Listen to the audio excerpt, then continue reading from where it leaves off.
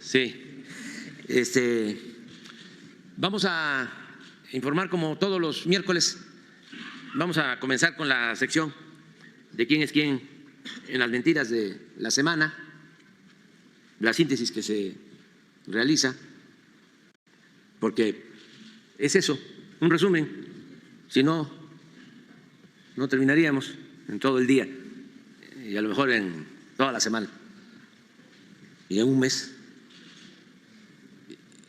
Elizabeth García Vilchis nos va a informar y luego, como acordamos, invité a Beatriz para que platicara con ustedes y que me ayudara a contestar preguntas. Ya estamos por terminar nuestra encomienda y ella quiere pues despedirse de ustedes y de toda la gente, y qué mejor que explicándoles lo que ella ha hecho. Les adelanto que me ha ayudado mucho, mucho, y que le agradezco de todo corazón su apoyo, su solidaridad en toda esta travesía, en toda esta odisea tan significativa, tan importante, tan humana de representar al noble pueblo de México. Entonces, después de Beatriz, si tienen algún interés en conocer sobre otros asuntos, yo también les contesto, ¿no? Y al final,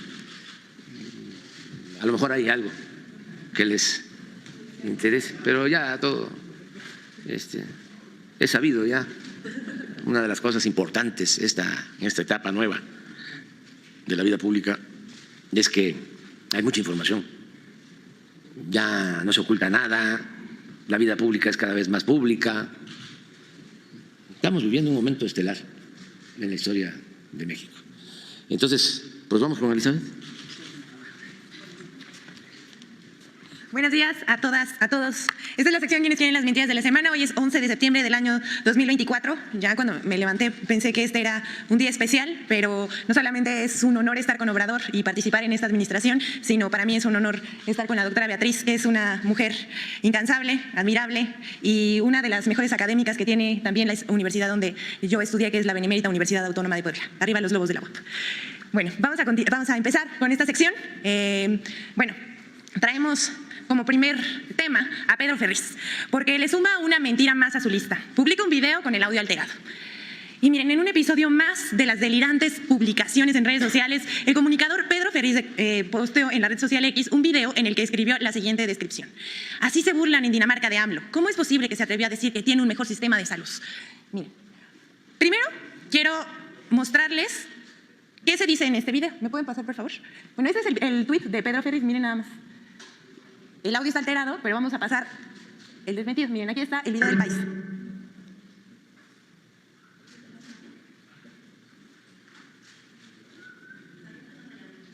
Bueno, el video en danés tiene subtítulos en los que supuestamente se burlan del mandatario mexicano, pero esto es falso. El video está manipulado y corresponde al Parlamento danés en octubre de 2019, cuando la primera ministra de Dinamarca no pudo contener la risa y con ella todos los parlamentarios mientras informaba sobre la adquisición de 4 elefantes de circo por parte de la administración y la sugerencia de adquirir un camello llamado Ali, ya que una de las elefantas, que también querían adquirir, estaba muy triste, había caído en depresión al ser separada de Ali el camello. Y como dijeron las mamás, pues en todos lados se cuecen habas. Lo cierto en todo esto es que México se encuentra entre los países con mayor cobertura en salud pública, que alcanza los 129.2 millones de mexicanos. Eso representa el 98.5%, muy cerca de Dinamarca, aunque se enojen, superando países desarrollados como Estados Unidos, España y Francia. Aquí en la pantalla estamos viendo el cuadro elaborado con información oficial con distintas fuentes y no nada más videos alterados que publican ahí en las redes sociales. Hay nada más para no dejar, vean nada más la red social de este señor que ayer estaba delirante. Pero él no es el único. Hablando de intelectuales que buscan usar cualquier pretexto para criticar al gobierno de la Cuarta Transformación, al grado de forzar argumentos con mentiras. Miren, atrás quedaron, muy atrás, hace muchos años, los debates de altura y con argumentos de la oposición. Ahora todo se dirime a través de campañas de odio contra el presidente López Obrador, difundiendo mentiras a través de las redes sociales o bien haciendo afirmaciones burdas sin sustento. Esta vez, José Antonio Crespo, que recordemos es uno de los intelectuales afanositos de la derecha mexicana que se opone a todo lo que tenga que ver con el gobierno. Y sí, yo creo que se le revuelve el estómago si escucha que López Obrador logró una cosa más en su administración. Bueno, según la coyuntura, José Antonio Crespo se vuelve experto en lo que sea: salud, educación, medios de comunicación, elecciones, y ustedes pónganle todos los etcétera. Lo cierto es que de un tiempo para acá se vuelven más irrelevantes, solo hacen el ridículo y rápidamente son evidenciados por el pueblo, que también se encuentra en los medios digitales, no solamente en los medios digitales y no solamente cada persona que tiene un dispositivo móvil con cámara puede volverse un comunicador, también en las redes sociales salen a defenderlos un día sí y otro también. Veamos qué publicó el destacadísimo doctor en historia. Miren, aquí lo vamos a ver. El segundo piso de la 4T se tambalea, escribió el analista Crespo en su cuenta, con un video del muro de un puente que se derrumba sobre la calle. La presenta como si fuera una obra del gobierno federal. Pero esto está muy alejado de la realidad. El video corresponde al puente que se encuentra en Avenida Morones Prieto y Jiménez en San Pedro Garza García, Nuevo León. Y hay que decir que el puente Morones Prieto no fue construida ni por gobiernos emanados de la Cuarta Transformación ni por el gobierno federal, sino por un alcalde de extracción panista. Una parte de esta reconstrucción la va a pagar la tesorería municipal. Ahora ya, si ustedes se meten a buscar, este puente se construyó con sobrecosto y ahora los gobiernos panistas van a sacar de las arcas públicas, es decir, del dinero del pueblo, la reconstrucción de una obra mal hecha por panistas. Pero bueno, ellos mismos se ponen el pie. Y es que, miren, a ellos sí se les derrumba todo: la elección presidencial, sus privilegios, votaciones y, al parecer, también sus obras y administraciones. Pero los intelectuales anti-4T como José Antonio Crespo ven otra cosa: se les debería derrumbar la cara de vergüenza por publicar tantas mentiras. Vamos con la siguiente, de un medio internacional. Miren, porque la semana pasada Forbes mintió con una nota sobre falsos impuestos a turistas por ingresar a México, por portar una computadora personal. Miren, no importa manchar la imagen de México con tal de descalificar al gobierno. Así podría entenderse, o que ellos nos sigan, que nos den una explicación, así podría entenderse la nota falsa de Forbes sobre supuestos impuestos a los turistas por portar una computadora personal. Miren, esto es falso. Este tipo de notas puede inhibir el turismo hacia México. ¿Por qué lo hacen? Es un verdadero despropósito. Y es que el pasado 31 de agosto, Forbes publicó una nota titulada «¿Viajas con una computadora portátil y un iPad a México? Prepárate para pagar cientos», en la que aseguraba que en la aduana de México hay impuestos inesperados por traer dispositivos electrónicos que son caros. Pero esto no es verdad. De acuerdo con el portal del Sistema de Atención Tributaria, no se pagan impuestos en las aduanas a los viajeros que puedan llevar consigo un aparato portátil para el grabado y reproducción del sonido mixto, o dos aparatos de grabación y reproducción de imagen y sonido digital, y un reproductor portátil de DVD, un equipo de bocinas portátil y sus accesorios. También pueden traer iPad y laptops. Les preguntamos a los del portal Forbes cuál es el afán de publicar este tipo de notas, que además las publican a cierto público, porque esta nota no solamente está publicada en su portal informativo, sino que fue ampliamente difundido en la red social Instagram, en donde se encuentran más jóvenes, y también esa red social pues ha sido utilizada ya históricamente por los jóvenes para publicar sus viajes y enterarse de otros viajes que hacen algunos influencers. Entonces, eso es lo que le preguntamos a Forbes, pero ya vimos que es falso, sí, pueden traer sus computadoras. Y bueno, vamos con el último desmentido de hoy, porque medios de comunicación se inventaron un gasolinazo en septiembre.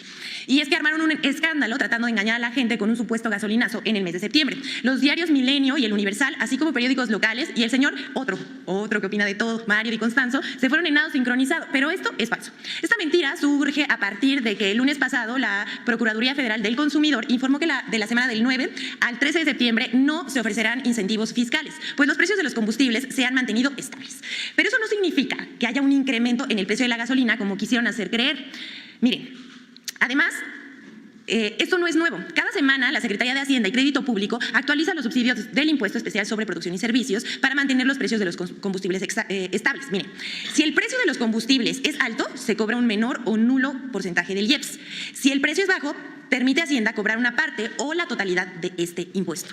Así que no se dejen engañar. También los invitamos a checar esta información que está apareciendo en pantalla sobre este impuesto, porque es muy importante que no se dejen engañar, porque justo cuando dicen que quitan el impuesto es cuando hay gasolinazos. Pues no, miren, no estamos en el sexenio de Peña Nieto, estamos en un sexenio en la administración de López Obrador, donde las finanzas han sido absolutamente responsables y se ha dado prioridad a los bolsillos del pueblo de México. Para terminar, queremos decirles que mucho se ha dicho sobre las reformas a la Constitución. Ayer vimos un debate de muchas horas para que se aprobara ya a estas horas, en lo general y en lo particular, la reforma al Poder Judicial. Enhorabuena para el pueblo de México, se logró. Y presentamos una comparación a partir de lo que dijeron los senadores de oposición, de que casi que no querían que la Constitución se reformara. ¿Cuántas reformas constitucionales han aprobado los últimos 5 gobiernos? Miren. Andrés Manuel López Obrador, de diciembre de 2018 a el 30 de septiembre de 2024, se han reformado 63 artículos al 22 de marzo. Enrique Peña Nieto, 156 artículos reformados. Felipe Calderón, de diciembre de 2016 al 30 de noviembre de 2012, de 2006 al 2012, 110 artículos reformados. Vicente Fox, de diciembre de 2000 al 2006, él reformó 31 artículos. Ernesto Zedillo Ponce de León, él reformó 78 artículos. Y Carlos Salinas de Gortari, 55 artículos reformados. De todo lo que se discutió ayer en la Cámara de Senadores, una de las cosas que decían era casi que ahora, aunque fuesen legisladores, la Constitución tampoco se tocaba. Pero también hay que recordar que esos mismos legisladores o las bancadas de estos legisladores que ahora se encuentran en la Cámara de Senadores, hubo una reforma que aprobaron en 40 minutos. Y esta vez se hizo todo conforme al reglamento. Enhorabuena, quiero decir, al pueblo de México. Seguramente con esta reforma tendremos una justicia mucho más que sea alcanzable para todas y todos los mexicanos que han sido olvidados y que se encuentran en la indefensión por los privilegios de unos cuantos. Es cuanto, señor presidente. Muchas gracias. Ay, perdón. Vamos con Infodemia. 3 mentiras contra la reforma al Poder Judicial durante su discusión en el Senado. 1. Falsa presión a senadores para aprobar la reforma. El gobierno de Laida Sansores en Campeche ha detenido al senador de Movimiento Ciudadano, lo ha capturado, Daniel Barreda, a su papá y al coordinador de los diputados de Movimiento Ciudadano en Campeche. Esta operación se lleva a cabo para que pueda tener la mayoría calificada el grupo de Morena y hacer la reforma judicial de López Obrador con la ausencia de este senador. Han buscado presionar a través de las fiscalías, generándoles investigaciones, averiguaciones, expedientes a varios senadores y senadoras de Acción Nacional. Legisladores de oposición y comunicadores denunciaron sin pruebas supuestos casos de presión y hasta amenazas del crimen organizado para aprobar en el Senado la reforma al Poder Judicial. En su cuenta de X, el senador Jorge Álvarez Maínez denunció la presunta detención del senador de Movimiento Ciudadano, Daniel Barreda, por parte del gobierno de Campeche. Este rumor llegó a la discusión del dictamen en el Pleno del Senado, que fue desmentido por la gobernadora de Campeche, Laida Sansores, en su cuenta de X, y por el presidente de la mesa directiva del Senado, Gerardo Fernández Noroña, quien confirmó que sostuvo una llamada telefónica con el senador, quien le aseguró que se encuentra en la Ciudad de México. 2. Falso que la reforma elimina la carrera judicial. Pero en este caso nos afecta a los trabajadores porque la permanencia judicial pues está desapareciendo, ¿no? La carrera judicial. Estamos en contra de la manera en que se eligen porque lo que va a hacer es suprimir la carrera judicial. Se desaparece por completo la carrera judicial con este sistema que se pretende implementar. Ustedes en esta propuesta están acabando con la carrera judicial. Morena hoy propone un ridículo ensayo de 3 páginas. ¿Qué forma tan irresponsable de querer terminar con la carrera judicial? Ninguno de los requisitos establecidos en la reforma al Poder Judicial para seleccionar a los candidatos a elección de jueces, magistrados y ministros excluye a los miembros de la carrera judicial. La reforma tampoco modifica ni el ingreso ni la promoción de las 15 categorías que integran a la carrera judicial establecidas en la Ley de Carrera Judicial del Poder Judicial de la Federación. Lo que propone la reforma es que sea el órgano de administración judicial, uno de los 2 organismos autónomos que sustituirá al Consejo de la Judicatura Federal, el que tenga las bases legales para la formación, evaluación y certificación de funcionarios, así como para el desarrollo de la carrera judicial. 3. Falso que la reforma pretende tomar el control del Poder Judicial. Lo que esta iniciativa busca es que Morena tome por asalto al Poder Judicial. Esta iniciativa está diseñada para que Morena tome el control total y absoluto del Poder Judicial. La ilusión de elegir por voto popular a los jueces es un engaño. En realidad, todos los candidatos los pondrá el régimen. Todos sabemos que la reforma judicial solo pretende poner de rodillas a los impartidores de justicia ante Morena. Van a privatizar al Poder Judicial. La reforma al Poder Judicial busca que todos los ciudadanos se involucren en el proceso de elección de jueces, magistrados y ministros, quienes serán propuestos por los 3 poderes de la Unión luego de cumplir con los requisitos exigidos por la ley y los cuales serán evaluados por comités de evaluación integrados por personas reconocidas en la actividad jurídica. Infodemia. Ahora sí que todos y todas tengan un excelente día. Gracias, presidente. ¿Ya? Buenos días, ¿se escucha bien? Sí. Me da pena que estés ahí atrás. Sí. ¿Seguro? ¿Seguro? Muy buenos días. Mi presencia aquí obedece a una invitación de mi presidente, que lamentablemente está detrás de mí, no me gustaría eso, porque generó alguna curiosidad o de parte de ustedes algún interés por saber, pues no sé, de mí, quizá, de nosotros, de este andar, no solo en este sexenio, sino a lo largo de ya casi 2 décadas, juntos en la lucha por la transformación de México, por la vía pacífica, exigiendo elecciones limpias, cero fraudes y trampas electorales. Creo que esa es la sustancia del Movimiento Democrático y de Transformación, que está a punto de terminar, porque el presidente, quien ganó en las urnas en 18, este 24 termina su trabajo, en pocos días, por cierto, y nosotros con ello también nos despedimos. Entonces, él me invita, yo lo pensé, acepté porque creo que es una buena oportunidad para que ustedes, si gustan preguntar, pero sobre todo quienes nos están mirando a través de las redes sociales, los canales y los que tengan a bien transmitir o después en la tarde, hacer un repaso de lo que aquí ha acontecido o acontecerá. Entonces, yo quedo de ustedes, me han indicado que las instrucciones son irme a la línea primera y que demos preferencia a las mujeres, ¿verdad? Jesús, corrígeme. Entonces, no veo muy bien porque tengo miopía, pero tengo aquí 1, 2, 3 mujeres, 4 levantando la mano. Si gustas comenzar tú, de azul. Como no veo bien, creo que eres Isabel, pero de azul fuerte, plúmbago. Así es. ¿Qué tal? Buenos días, Beatriz. Buenos días, Isabel. Gracias por esta oportunidad. Tú decidiste que no te llamaran primera dama. Me gustaría saber tu balance. ¿Cómo te fue al asumir esa decisión? ¿Te fue mejor que se te hubieran llamado primera dama? ¿Y cómo fue o cómo va a funcionar? Esa es una inquietud, ¿no?, generada por el presidente, a raíz de lo que ha hecho el presidente, él viviendo en la finca de Palenque, retirado, ¿no? ¿Cómo es este sistema? ¿Cómo lo están organizando? Sobre todo cuando hay todavía un menor de edad en crecimiento. Me gustaría saber. Gracias, Isabel. En la campaña del candidato, que es hoy presidente, en mayo, estábamos en Minatitlán y yo hice una locución pública. No había ganado él, pero existía esa posibilidad o sueño. Y entonces me pareció importante avisar, anunciar, poner una postura sobre, en caso de ganar, qué pasaría con su pareja, yo, en este caso, y eventualmente, pues, quien ganara, ¿qué pasa con las parejas? Yo creo que en cada sexenio es una pregunta, un interrogante de los curiosos, de los chismosos, de los analistas, del pueblo en general, saber qué rol juega la persona que está acompañando a ese mandatario y en este futuro próximo a la mandataria, a la futura mandataria. Y yo ya tenía esta idea, porque mi esposo fue candidato 3 veces a la presidencia, de hacer algo que, en caso de él de ganar, yo tenía muy claro. No hacer lo que yo no consideré que era correcto, de quienes me habían precedido o podrían preceder en aquel tiempo, porque era mayo y la elección fue en julio, y con eso fui resolviendo bastantes cosas. No les voy a enumerar qué no debía hacer, porque eso creo que es de dominio público, pero yo en aquel tiempo planteé, primero, empezar a pensar distinto. Pensar es nada más, era un ejercicio de reflexión sobre el espacio público de las mujeres, su presencia en la vida política, en este caso accidental, así me considero, un accidente en la política. Y tercero, dejar atrás ideas rancias, me parece, sobre el papel de las esposas de los presidentes, de los gobernantes, de alcaldes, de diputados, senadores, funcionarios públicos. Y yo dije que por lo pronto la denominación primera dama no me correspondería. Pero eso es lo de menos. A mí me pueden llamar como quieran. En la retahíla de elogios y de insultos que he recibido me han llamado de muchas formas. La que quieran está bien para el que la dice. Yo no estoy fijándome en sus epítetos.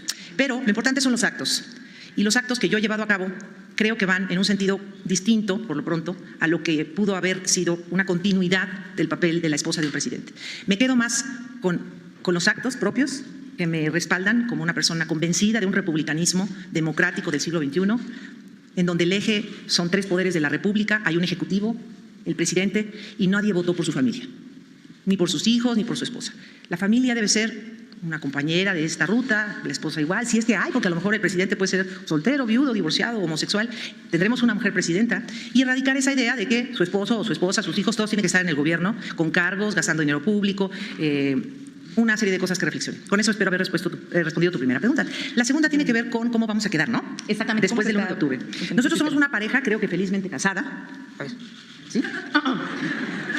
Llevamos mucho tiempo juntos. Somos una pareja, creo, muy unida, que ha pasado de todo, como todos los matrimonios de este mundo. Crisis buenas, malas, regulares, de todo, ¿eh? No hay nada nuevo bajo el sol. Lo que cambia ahora es que él se va a Palenque y es donde él quiere estar. Y yo lo he apoyado muchísimo, porque él debe estar donde quiere estar, en donde él se sienta muy a gusto, muy feliz, en paz. Yo lo apoyo. Y si ese lugar no fuese Palenque, sino en el corazón de África, en un pueblo, yo apoyo esa moción, porque se merece todo. Es una persona que ha sido un gran mexicano, un mexicano opositor, después gobernante, ha trabajado muchísimo, soy testigo de sus desvelos, desmañanadas, cansancios, bostezos, soy testigo de sus esfuerzos, decepciones, ilusiones, soy testigo en una parte de su vida de todo eso. Se merece mi esposo, que es el presidente, dice a donde quiera ir, que se sienta muy feliz. Yo no lo puedo hacer, aunque vamos a estarnos viendo muy seguido, ¿verdad? No lo puedo hacer porque yo tengo un hijo, bueno, tenemos un hijo que es menor de edad y tiene que ir a la escuela, me queda un trabajo, nos queda un trabajo importante con Jesús Ernesto y estamos ahora en tercero de preparatoria. En pocos meses este muchacho tendrá que decidir qué quiere estudiar, tengo que apoyarlo, tengo que estar con él. Ustedes saben que los menores de edad todavía necesitan un pastoreo y su presencia, la presencia de sus padres es muy importante. Vamos a estar cerca de su papá, pero la carga, y la recibo con mucho gusto, la carga principal va a ser para mí. Necesito pastorearlo, necesito acompañarlo, darle fuerza, orientarlo lo mejor posible. Es mi gran misión de la vida. Y vamos viendo cómo nos acomodamos. A lo mejor mi hijo Jesús decide ir a estudiar agronomía a Groenlandia. Está un poco raro, pero pues habría que ver si decide estudiar agronomía en Groenlandia, ¿qué hago yo? Yo voy, miren, muy simple, yo voy al día. Tengo sueños a largo plazo, pero voy cada día, cada día. Eso es algo que he aprendido aquí.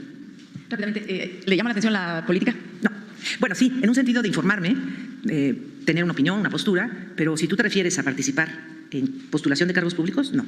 ¿A Jesús Ernesto? No sé, la verdad. Yo creo que es un chavo como todos los hijos de mi esposo, algunos ya no son tan chavos, pero pues todos han sido formados, y yo misma, en un ambiente altamente político y politizado. Es el tema de muchas sobremesas. Yo me considero muy informada, politizada, tomo partido, me comprometo.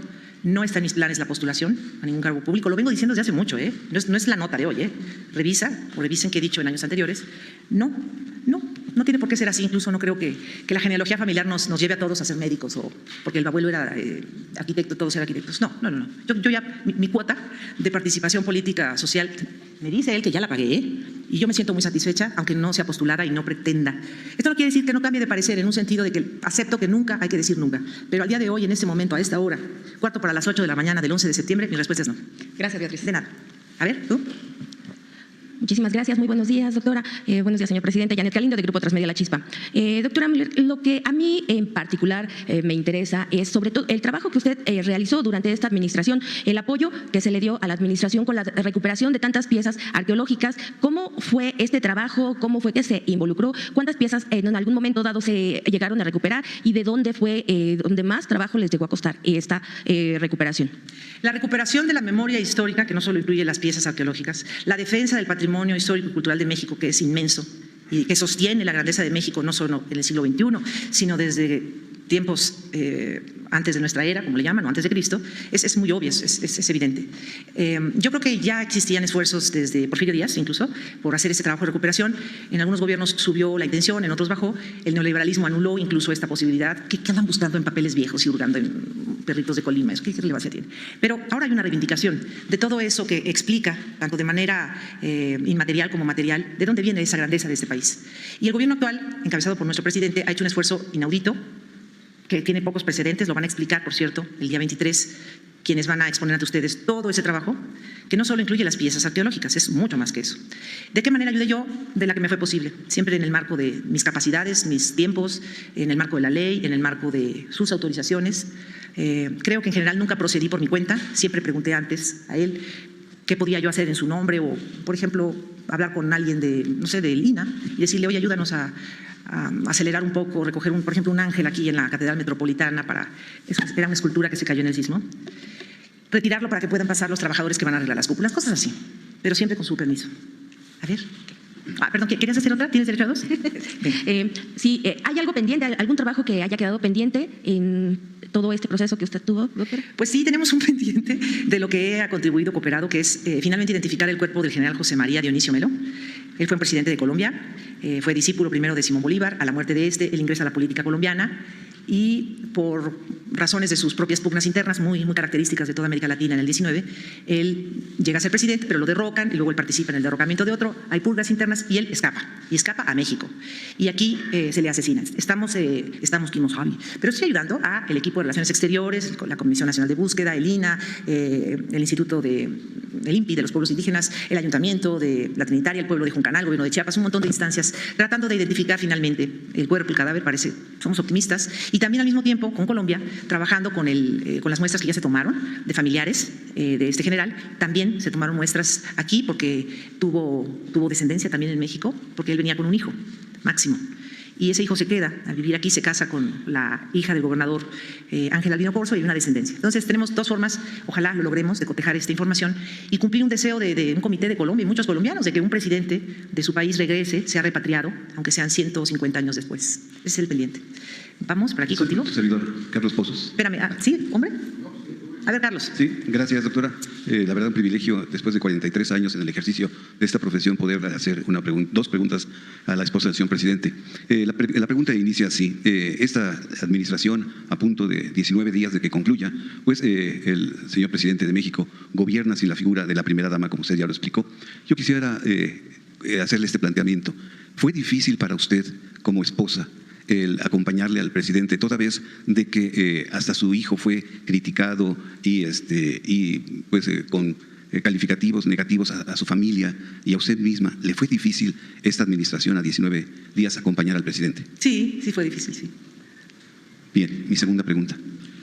¿Qué sabor de boca le deja a usted el que haya solicitado el penacho de Moctezuma y no se haya devuelto? ¿Qué sabor de boca le deja a usted el haber, por instrucciones del presidente de México, el licenciado Andrés Manuel López Obrador, haberle pedido que ofreciera disculpa al gobierno de España y no se tuvo respuesta ninguna en estos dos casos? Gracias. Pues el sabor de boca es amargo, pero hay que hacer el esfuerzo. A veces las peticiones, deseos o acciones que hacemos en favor de algo que queremos lograr no se logran y queda ese sabor amargo, pero lo que queda es la esperanza de volverlo a pedir. Entonces, ojalá en el futuro tengan más éxito otros gestores o gestoras con el gobierno de Austria para este asunto. Yo me temo, y lo voy a decir abiertamente, que el gobierno de Austria algo esconde con el penacho. No sé si está roto, está reemplazado, algo hay. Eso que lo respondan ellos, por las groserías que le hicieron al gobierno de México cuando lo pidió, a través de mi persona. En el caso de España, yo creo que es justa la petición. Está solventada de cabo a rabo la petición de una disculpa a los pueblos originarios. Hay documentos que datan desde la llegada de los primeros españoles en el 1517, bueno, antes probablemente. Si se estudia más de manera exhaustiva quiénes fueron los europeos que llegaron antes, bueno, se supone que Hernández de Córdoba. Creo que está sustentada totalmente. Podría decirles que si hay alguien que ha sido un aliado de este perdón, es alguien muy antiguo, llamado Bartolomé de las Casas, quien escribió una brevísima historia de la destrucción de Indias y donde da fe de todo lo que ocurrió, no solo en México, sino en América, que violaba las leyes de entonces, incluso las de la monarquía e incluso las leyes de Indias, ¿no? Las que se empezaron a formar a partir de la conquista. No me extendería, creo que es una petición justa. El europeo puede no considerarla porque no ha venido a América a hablar con las comunidades indígenas, ni de Perú, ni de Colombia, ni de Chile, ni de Guatemala, ni de otros países. Pero cualquiera que venga con las ganas de escuchar a los pueblos originarios notará que el agravio persiste y que se ha heredado por generaciones y que no es un asunto político exactamente. Si lo quieren politizar, ese es su problema. Es un asunto histórico de reivindicación de quienes estaban antes que nosotros. Y esto va para España, para Holanda, para Dinamarca, para los países en general conquistadores, colonizadores. Y creo que en muchos países de Europa se ha venido comprendiendo la importancia de esa recuperación de memoria histórica que incluya la reivindicación moral e histórica de estos pueblos, expoliados, humillados. Creo que uno de los países que está ya a la vanguardia de esta acción es Alemania. Alemania ha pedido disculpas ya por robos de piezas de otros países. Inglaterra ha hecho ya devoluciones. Inclusive Inglaterra está haciendo hasta resarcimientos económicos a algunos países de África. Y no es de lo que pasó hace 20 años, hace 200, hace 300.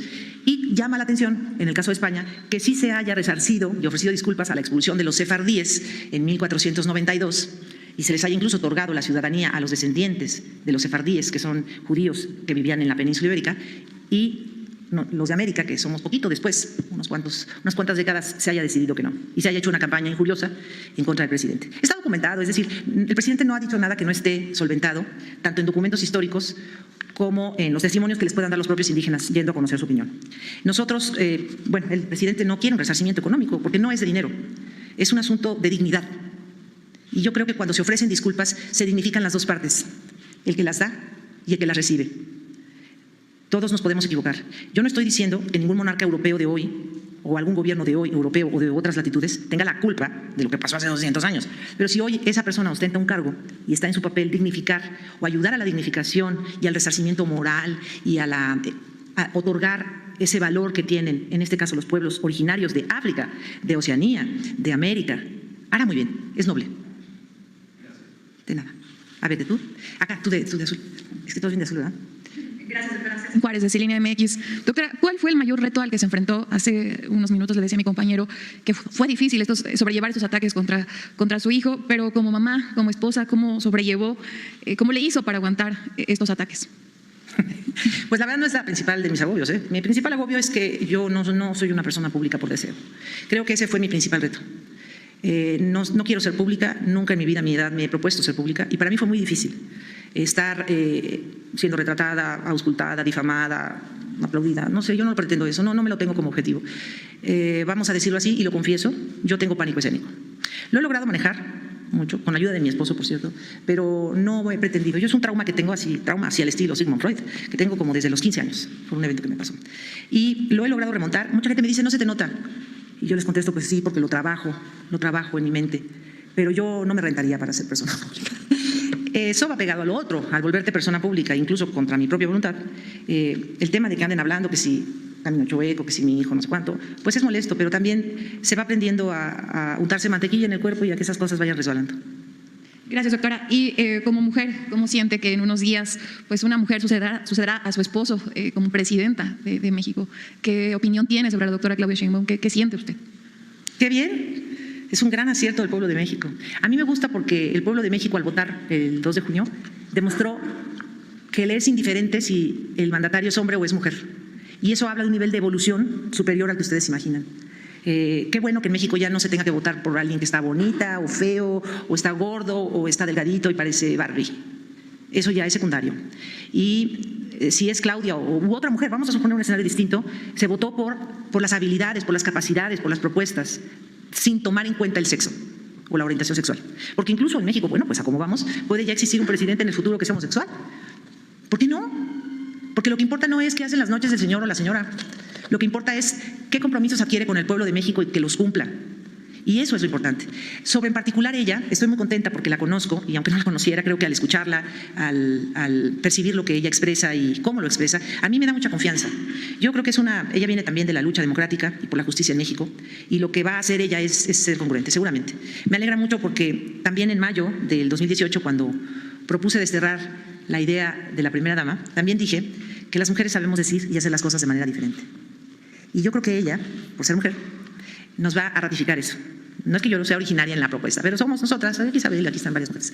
Nosotros lo hacemos distinto. No es mejor o peor, lo hacemos distinto. Y eso va a ser muy emocionante de ver. Y le deseo todo el éxito. Como escribí en una publicación, yo seré para ella, como presidenta, una leal escudera. Gracias. A ver, tú. Gracias, buenos días. Shaila Rosagel, corresponsal del Grupo Gil y el Imparcial de Sonora, La Crónica de Mexicali y Frontera de Tijuana.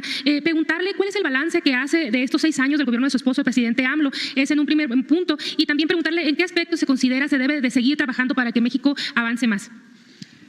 Bien, pues mi balance lo dividiría en 2 partes, en lo material y en lo inmaterial.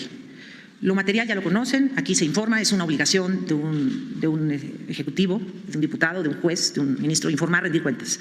Y él ya ha hablado aquí mucho sobre trenes, carreteras, caminos, ya lo saben. Yo me voy a referir a lo inmaterial, es decir, lo que no tiene precio, lo que no necesariamente se tiene que gastar en monetario.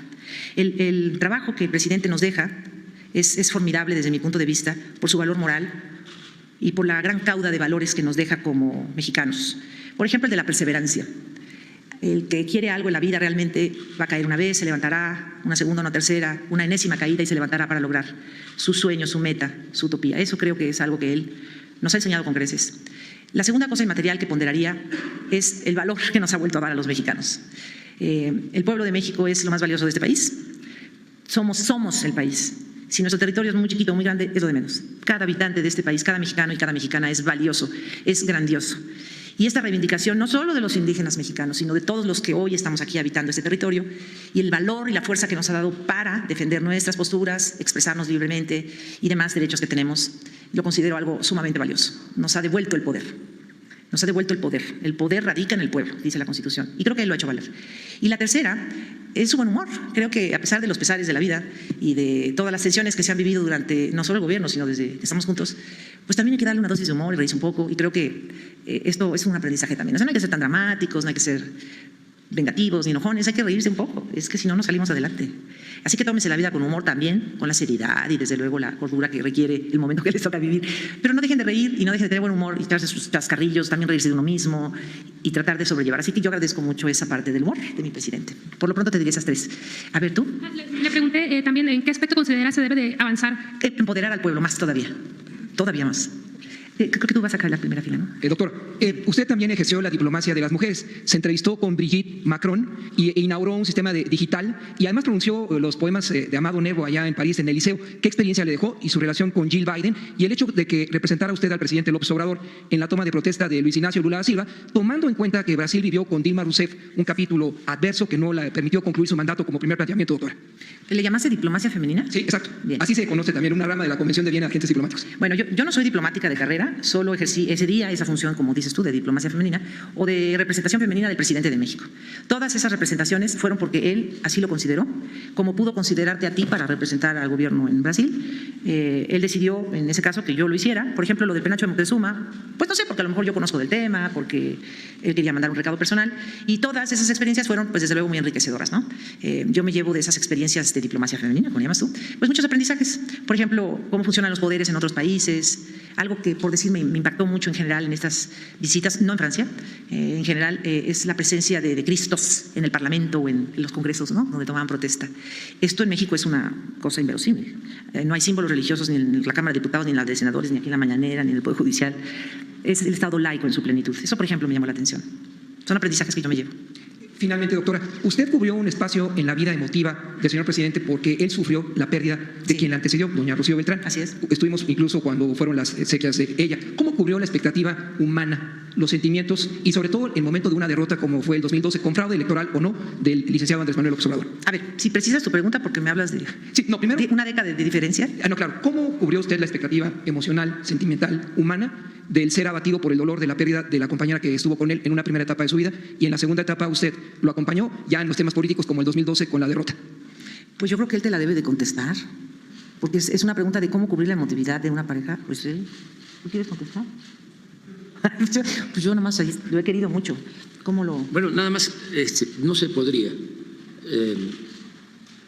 dirigir un movimiento de transformación sin el apoyo de una compañera.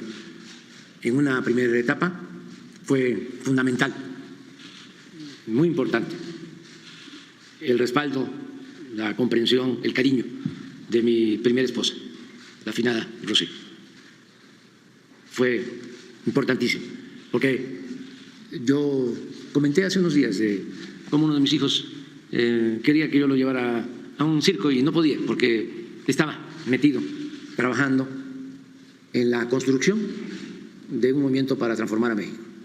Y eso requería ir a los pueblos, a las plazas, reunirse con la gente, 5 reuniones diarias, y quien se quedaba con mis hijos era mi finada esposa.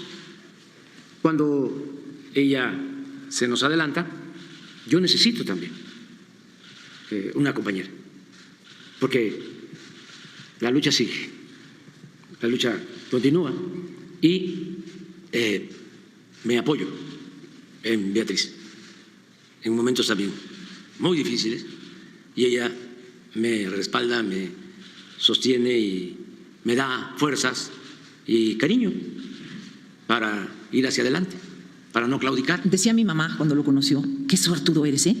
Te llevas a mi hija Beatriz. Sí, eso dicen también mis adversarios, los conservadores, ¿sí? De que cómo no, ella se enamoró de mí porque está bastante enamorada. Dice, pero ¿cómo? Qué barbaridad. Qué barbaridad. Ella, ¿no?, tan delicada, tan exquisita, estudiosa, doctora. Uy. ¿En qué? ¿Doctor en ciencias ocultas o qué? No, en literatura. O sea, para un mazorral de Petitán, Macuspana, Tabasco, indio patarrajada. Está guapo el indio patarrajada, ¿eh? Pero fue fundamental el apoyo, es hasta ahora. No, esto y después sucede en todas las familias, en todas las familias. Yo siempre he dicho que la principal institución de seguridad social en México es la familia. Así como la cultura o las culturas o nuestro pasado prehispánico nos ha protegido y nos ha salvado, así también nuestras familias nos han ayudado a salir adelante y han evitado la descomposición social de nuestro país, porque la familia mexicana es muy fraterna, es muy solidaria. Si le va mal a un miembro de la familia, acuden en su apoyo otros. Y lo que siempre hemos hablado aquí, y hay que seguirlo comentando. Los hijos, el que no abandonemos esa extraordinaria, bella costumbre de que nuestros hijos están siempre con nosotros y que, con todo respeto para lo que sucede en otros lugares, en otros países, no se establezca el que apenas están terminando la adolescencia y ya se tienen que ir. Ahuequen el ala. Vean qué hacen. Que eso es lo que queremos hacer con Jesús, estarlo acompañando. El tiempo que sea. Pero así sucede en nuestras familias. Y eso es muy importante, porque no se debe de permitir el vacío, el desamor en los hijos, en los jóvenes. Ellos siempre deben de tener la seguridad de que se les quiere. Siempre. Y no decir, a ver, ya tú eres independiente y nos vemos, si acaso, una vez al año. Ay, no. Sí, así pasa en algunos lugares. ¿Y qué sucede? Pues que esa falta de cariño, de amor, genera vacíos que quieren llenarse, o se pretenden llenar esos vacíos con la droga, y esa felicidad es momentánea, es transitoria, se convierte en infelicidad. Entonces, ¿por qué no hay? Esto es importantísimo. ¿Por qué no hay tanta adicción en México a las drogas? Porque hay mamás que estamos… Por la familia. Y papás también. Por la familia. Eso lo tenemos que cuidar mucho. Porque sí, puede haber siembra, como hay, no vamos a tapar el sol con un dedo, de marihuana, amapola, laboratorios donde se hacen drogas químicas, tráfico, pero no consumo, o no el consumo que se tiene en otras partes. Si a nosotros, además de esto que tenemos que combatir, el que se siembren los plantíos de marihuana, que se tengan laboratorios para hacer los químicos, que tenemos que seguir combatiendo. Pero si además de eso crece el narcomenudeo y crece el consumo, entonces sí viviríamos en una situación muy grave, mucho más difícil que la que enfrentamos. Entonces, son instituciones que debemos de conservar, de cuidar, y es lo que viene del pasado profundo, del México profundo. Por eso a mí me molesta mucho el clasismo y muchísimo más el racismo, porque es continuar sometiendo el valor de las grandes civilizaciones que florecieron en México antes, muchísimo antes de la llegada de los europeos. Y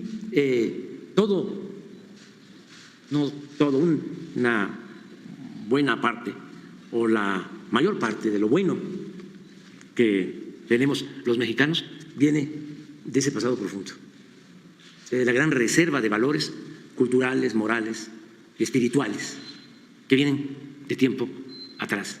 Entonces nos hicieron creer, o sea, Diego Prieto de Lina se apasionó, dijo en un discurso en Bacalar, en Quintana Roo, el domingo, vinieron con esa estupidez de que nos trajeron la civilización.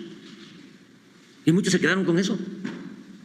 Eso hay que enfrentarlo, no al racismo, porque eso nos negó, llegamos a negar lo que somos y nos impusieron complejos y nosotros nos acomplejamos cuando somos herederos de grandes civilizaciones, cuando México es una potencia cultural en el mundo. Pero lo mismo en lo social, lo mismo en lo político. La primera revolución social del siglo XX en el mundo. En el mundo. La constitución más avanzada en lo social en el mundo. Sí. 3 transformaciones importantes: la independencia, la reforma, la revolución y esta 4ª transformación. Y a mí me dio mucho gusto, por ejemplo, ya termino, porque mira, es que hay muchas manos levantadas. Sí, me dio mucho gusto ayer en el debate, que lo estuve viendo. Ay, no, íbamos a hablar de eso mejor. No, me dio mucho gusto que la señora Kamala y el presidente Trump, los dos trataron con respeto a México. Y ahí vamos, avanzando. Nosotros respetar a otros pueblos, a otros gobiernos, hermanos, y que nos respeten como un país independiente, libre y soberano. Ya. Vamos contigo. No sé tu nombre, discúlpame. Buenos días, soy Tania Damián del portal de noticias Ángulo 7. Beatriz, preguntarte, bueno, de Puebla, por cierto, también de Poblana, preguntarte cuáles retos ves ahora a partir de 2024 para el país y también tu panorama a nivel mundial respecto pues, a la llegada de las izquierdas en Europa, particularmente está regresando la derecha, pero bueno, primero a nivel nacional, ¿qué retos principales ves pues, en el gobierno de la 4T y también en Morena? En Morena no lo sé y no voy a contestar. En el país los retos yo creo que son dos, básicamente. Seguir sacando la pobreza a millones de mexicanos más y seguir empoderando al pueblo. En el panorama internacional, pues cada país que viva sus procesos internos, sus colapsos, sus crecidas, sus victorias. Yo creo que algo que he aprendido aquí es que todo está en movimiento y que lo que sube baja, lo que baja sube. Y si en Europa hay corrientes de un modo o de otro, o en América, o en África, o en Asia, pues que las vivan intensamente, porque solo así se genera conciencia social. Y México viene saliendo ya de una anestesia colectiva que nos propinaron o nosotros permitimos que ocurriera. Hay un despertar y eso es lo que ojalá ocurra en otros países, ¿no? En otras latitudes. Y no a la guerra, eso sobre todo. A ver, tú, acá en segunda fila. José Manuel Fuentes, de Capital 21, preguntarle, doctora, sobre los fandangos por la lectura, cuál es su reflexión sobre fomentar la lectura en México, y también preguntarle, aunado a ello, cómo ve el trabajo del Fondo de Cultura Económica, qué se puede hacer para ampliar la lectura en el país. Muchas gracias, doctora. A ti. Los fandangos son una de las partes de la Estrategia Nacional de Lectura, que es un programa del gobierno. Ese compromiso número 100 del presidente de la República, cuando se acuerdan el número 100 compromisos, él estableció ahí la promoción de la lectura y también la recuperación del patrimonio histórico nacional, etcétera. Los fandangos entonces fueron, digamos que el elemento público, festivo, pero atrás de ese fandango hubo un trabajo con estudiantes de secundaria y pienso que fue fructífero, tanto el trabajo interno que no vieron ustedes, pero el que sí ocurrió dentro de las escuelas. Y los fandangos pues creo que fueron del agrado de muchos. Es una humilde contribución a, pues desde algo que podemos llamar un hábito, o una forma de estar, o una forma de tratar de entender mejor la vida, hasta de hablar bien, a veces leyendo se puede hablar mejor. Yo, que soy de esa área de profesionalidad, que es la del habla, la lingüística, las letras, la verdad les voy a confesar, yo me divierto mucho oyendo, desde las mañaneras hasta los debates y las conferencias de prensa de aquí y de otras partes, porque me voy fijando cómo construyen sus ideas y las argumentan según, porque a veces ni a eso llegan, y cómo funciona el lenguaje. Entonces, para mí los fandangos fueron ese pequeño ejercicio de habla y de comprensión lectora y a la vez de motivar a los jóvenes a que en el futuro digan, yo estuve en un fandango y todo eso ¿para qué? ¿Por los libros? Y que haya una semilla insertada en su corazón, en el de sus padres, sus profesores, sus compañeros, hermanos, familiares y quienes los vieron, de que es importante leer y que los libros no son para poner en el boiler o para detener el frutero. Los libros son para ser leídos y no solo eso, son para ser comprendidos y más allá todavía, para ser disfrutados. Y si más todavía podemos llegar, para tomar de ellos algo bueno, como lección de vida de lo que no se debe hacer o de lo que se puede o debe seguir haciendo. ¿Sí? Acá contigo de verde. Es que no sé si me están viendo que yo lo señalo, supongo que sí. Doctora, muy buenos días. Muchas gracias y gracias por engalanar esta conferencia.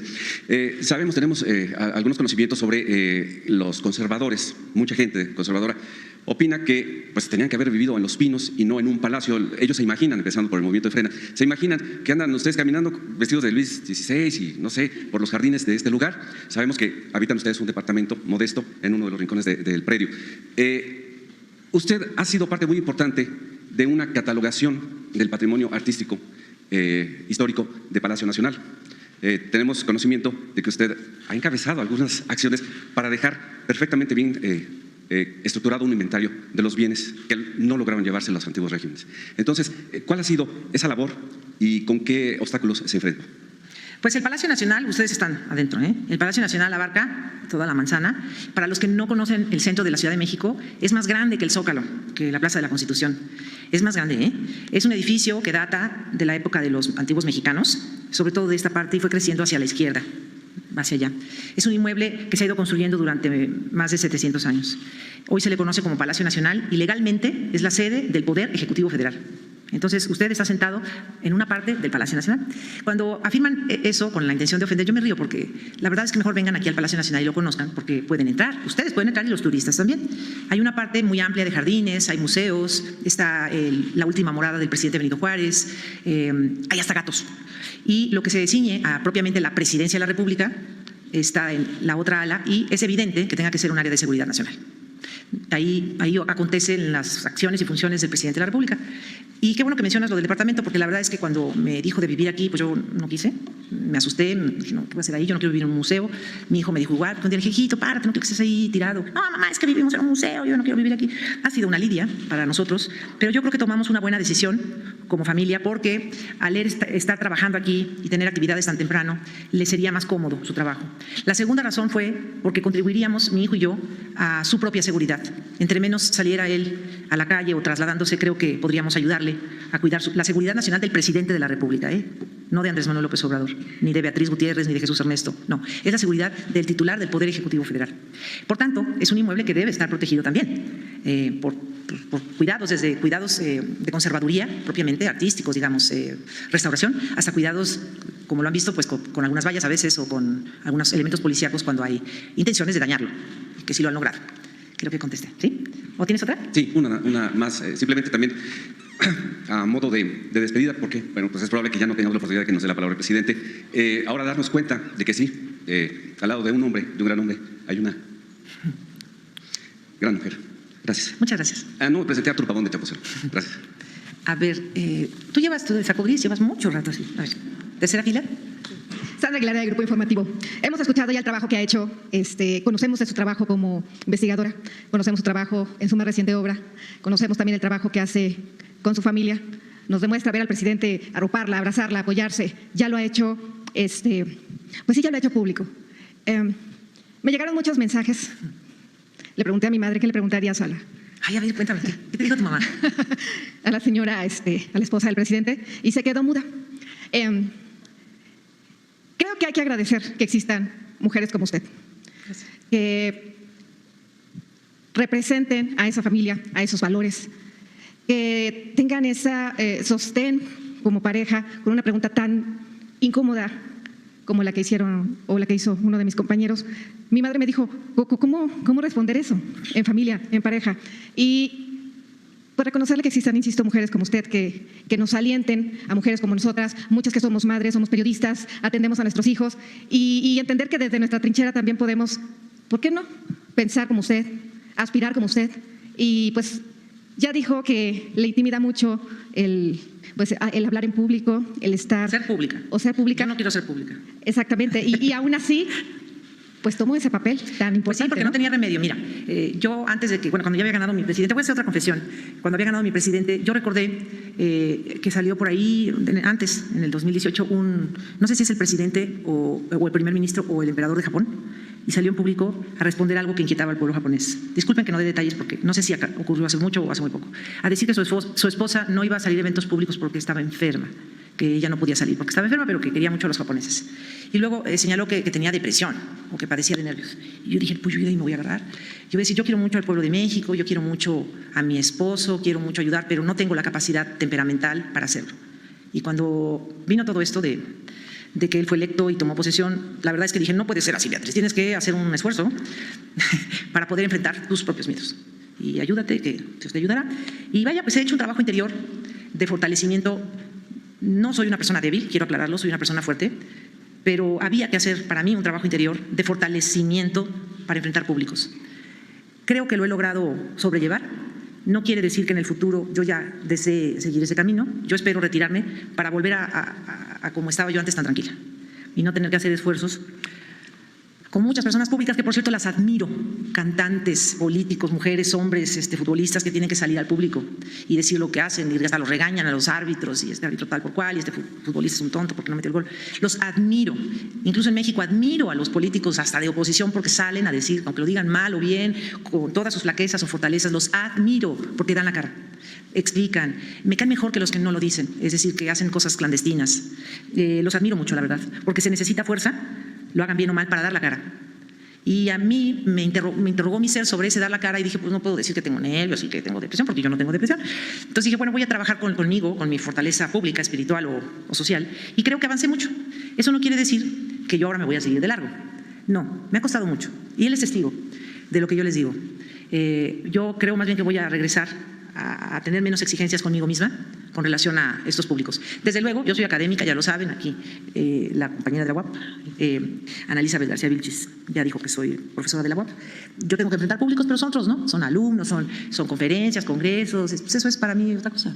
Es hablar de mis temas. Aquí ustedes no me van a preguntar de mis temas profesionales, pero cuando nosotros vamos a congresos, que son 10, 15 personas, nos damos el vuelo de hablar de lo que nosotros queremos explicar desde el punto de vista académico. Y salúdame mucho a tu mamá y dile que muchas gracias por su comentario y pregunta. Gracias a los dos. Una más. ¿De qué lado, Jesús? Una más. Es que son un chorro, mira. A ver, ¿qué tiempo? ¿Son 8:30? Si tú quieres. Hay alguien que acaba de hacer así. ¿Tú, de negro? El que estás haciendo así. Tú, exacto, tú. Señor presidente, con la venia, señora Beatriz Gutiérrez Müller, con la venia, me brinca un dato. Usted como historiadora no creo que se vaya a quedar quieta. Soy de letras, ¿eh? De letras, ajá. Y en base a eso, son dos preguntas. ¿Ha recibido alguna invitación de la actual presidenta electa, Claudia Sheinbaum Pardo, para pues formar parte del equipo de cultura? No. ¿Le gustaría? No. Y una segunda, ha estado a lo largo de algunos años, gran parte de su vida, junto a un hombre que ha sido un luchador social, ha sido un guerrero en la política, el primer presidente de la República en tiempos contemporáneos que ha roto paradigmas, ha formado prácticamente o ha hecho una línea de la historia moderna de nuestro país en la política. ¿Tiene en mente escribir algo sobre su pareja en algún momento sobre la historia de nuestro país contemporánea, donde él sea prácticamente el actor intelectual en la política moderna de nuestro país? Pues él no quiere, yo tampoco, pero ya vuelvo a decir, nunca hay que decir nunca, la vida da muchas vueltas. Sí te puedo decir que soy escritora, además de académica, y que tengo muchas cosas en mi computadora que me gustaría publicar, novelas, cuentos, ensayos, y me voy a abocar a eso. Están terminados, solamente necesito corregir cosas, actualizar y publicar. No sé, tengo 10 inéditos en mi computadora. Entonces, para que lleguemos a eso que dices, esa parte que mencionas, pues falta. No lo creo. Pero sí escribo todo el tiempo, eso es cierto. Gracias. A ti. A ver, ¿tú de Verde? Acá. Gracias, muy buenos días a todas y a todos. Liliana Noble de Pulso Saludable. Beatriz, yo quisiera preguntarle, mucho se ha hablado de que las mujeres hoy somos más visibles, recién electa la doctora Claudia Sheinbaum. En mi particular punto de vista, creo que las mujeres siempre hemos sido visibles. ¿Qué opinión le merece esta concepción al respecto? Y también me gustaría conocer cuál es su opinión acerca del trabajo que ha realizado el DIF, la directora general del DIF, Nuria Fernández Espresate. Mucha gente me ha dicho que gracias a la labor que haya hecho, hoy el DIF no está considerado como una institución que solamente reparte desayunos o comidas en las escuelas. Hoy, gracias al DIF, estos grupos vulnerables tienen una representación y gracias a esto han podido tener acceso a clases, a educación, a la lectura, por supuesto. Esas serían mis preguntas. Gracias. Con relación a la segunda, creo que has hecho un resumen muy bueno sobre el trabajo del DIF y creo que correspondería a su titular extender ese informe final. La primera, ¿me la puedes abreviar un poquito más? Ahora somos más visibles que antes. Las mujeres somos visibles desde que el mundo es mundo. Que no nos hayan querido ver es un asunto aparte. A ver, tú, cuarta fila, aquí tú la tienes la mano así. Tú, atrás del... Buenos días, presidente. Carlos Domínguez de Nación 14, presidente. Doctora, buenos días. Más que una pregunta, doctora, pedirle que si nos puede comentar algo de lo mejor que le ha dejado ser la esposa del presidente Andrés Manuel López Obrador. Lo mejor es que seguimos juntos. Eso es lo mejor. ¿Tú? Muchas gracias, doctora, por esta oportunidad. Pues sí, la verdad, como dice mi compañero, están rompiendo paradigmas. Esta conferencia matutina igual, con ustedes, como familia. Y quería yo preguntarle qué mensaje le manda a algunos que tachaban al señor presidente, a su esposo, como misógino, machista. Y bueno, yo hace unas semanas le comentaba que era la primera vez que conocía yo a un presidente que respetaba a su esposa, respetaba a su familia, respetaba a sus hijos. Y bueno, ¿usted qué mensaje le puede mandar? Porque esto es histórico, la verdad, de la imagen que ustedes están ahorita proyectando para las familias mexicanas, para el pueblo mexicano, pues está rompiendo paradigmas, por favor. Esa es mi primera pregunta ahorita. Yo creo que todas las personas públicas, por esa razón, están en una vitrina y el que va pasando les pone un calificativo, un adjetivo, un epíteto, un mote, un alias y le dice que es culpable de quién sabe qué cosas. Ese es el riesgo que corren las personas públicas. Y el presidente López Obrador, como el presidente de... no se iba a decir Haití, pero ahí hay primer ministro y creo que ahorita hay un problemita ahí. Pero vaya, cambien de país, de coordenadas geográficas. Es una persona que lamentablemente, bueno, en el caso de mujeres presidentas o primeras ministras, que lamentablemente pues por eso sacrifican tanto porque se exponen al público. y se van a decir de ellos desde antes de Cristo hasta que se acabe el mundo, se van a decir muchas cosas. Antes se decía que eran ladrones y después se dijo que eran misóginos y hace 2 siglos se dijo que eran conservadores y hace 300 años se dijo que eran agiotistas. En fin, no va a cambiar eso. Yo creo que lo importante no es qué calificativos le den al presidente y a su esposa o a su familia, sino qué somos nosotros. Y eso que cada quien le ponga las palabras que desee. La descripción visual o no verbal, somos lo que están viendo. Aquí no hay fingimientos y somos personas que hablamos por nuestros hechos sobre todo. Yo en particular, no tanto con las palabras. Sí, y sobre todo que su gabinete pues es paritario también, ¿no? Importante. Y en otro tema, doctora, así muy brevemente, también comentaba el presidente que usted estaba manejando mucho lo de las razas. En lo personal y como grupo, aquí en Oro Sólido, es un tema que nos interesa muchísimo, porque efectivamente todos tenemos talentos, tenemos, inteligencias, no importa la raza, todos tenemos muchas posibilidades. Usted, si nos puede brevemente hablar acerca de esto, porque me parece muy importante, como dice el presidente, seguir empoderando al pueblo de México, a los mexicanos, y que sepan que son valiosos. Y bueno, pues sí me gustaría escuchar brevemente, si me hace favor. Muchas gracias. Bueno, no es una pregunta tan personal, pero es una pregunta que te puedo contestar de un modo académico. Desde el siglo XIX comienza un auge en Europa sobre el tema de las razas superiores e inferiores y deriva incluso en la creación hasta de grupos religiosos. Para el siglo XX hay un convencimiento en Europa y en América, por lo menos, de que existen las razas. Y las razas son la amarilla, la morena, la dorada, la de México le llamaban la de bronce, la blanca. Este asunto va complicándose desde un plano retórico hasta uno que termina convirtiendo ya a esta definición de razas como una corriente de pensamiento, es decir, un racismo, tanto a favor de una raza como en contra de otra. Los científicos del siglo XX, viendo las complicaciones que derivaron de etiquetar a personas por su color de piel, tamaño de ojos, de los omóplatos, del crecimiento cerebral, de su altura, de sus movimientos de manos, de una fisiología, se pusieron a estudiar si es posible que exista en el género humano las razas. Y la conclusión al día de hoy es que las razas en el género humano no existen. ¿Pero qué quedó? Quedó el racismo. No hay razas superiores ni inferiores. Busquen a los científicos que lo han hablado. No hay un genetismo superior o de superioridad, tampoco de inferioridad. Las razas existirían en los perros, por ejemplo. Pero lo malo es que el racismo quedó como una ideología y ha hecho mucho daño a la humanidad. Yo creo que el ejemplo más, hay uno interno y uno externo, más cruel de cómo esta concepción ideológica de las razas derivó en acciones muy lamentables. La mexicana es el caso del exterminio yaqui y el caso exterior es el holocausto nazi. Y creo que eso no debe volver a pasar. Entonces, los que se sientan de raza superior, híjole, pues lean un poquito más para que se den cuenta que están equivocados y que no hay razas entre nosotros. No hay razas, no hay razas. Yo puedo estar más blanquita, pero me puedo poner morena porque tomé el sol. En fin, pero no, el color de la piel ni el tamaño de los ojos habla de una raza. Eso es una equivocación histórica. Qué bueno que ya se está reparando. Pero hay que insistir, por ejemplo, con los paisanos que están en Estados Unidos, es un tema que tú abordas mucho, insistir que no hay razas y que en Estados Unidos deberían de ellos también de argumentar un poco más, tanto los ofensivos como los ofensores, deberían de argumentar más sobre ese tema y no pelearse, no les hagan caso, nada más hasta el límite de que no les hagan un agravio mayor, pero no hacer caso a la ofensa del racismo, porque es también engancharse y no conviene. Dice que ya, son 9:15. ¿Tú qué cosa me dices? Que cuando tardo mucho. Sí, tienes razón. Miren, yo me quiero despedir porque ustedes son, yo entendí o entiendo, yo fui periodista, también 10 años. Conozco su trabajo y lo ejercí por una década. Ustedes se supone, en teoría, en la teoría del aula, son mediadores entre el pueblo o la gente y las autoridades. Es decir, ustedes son unos intermediarios de la comunicación.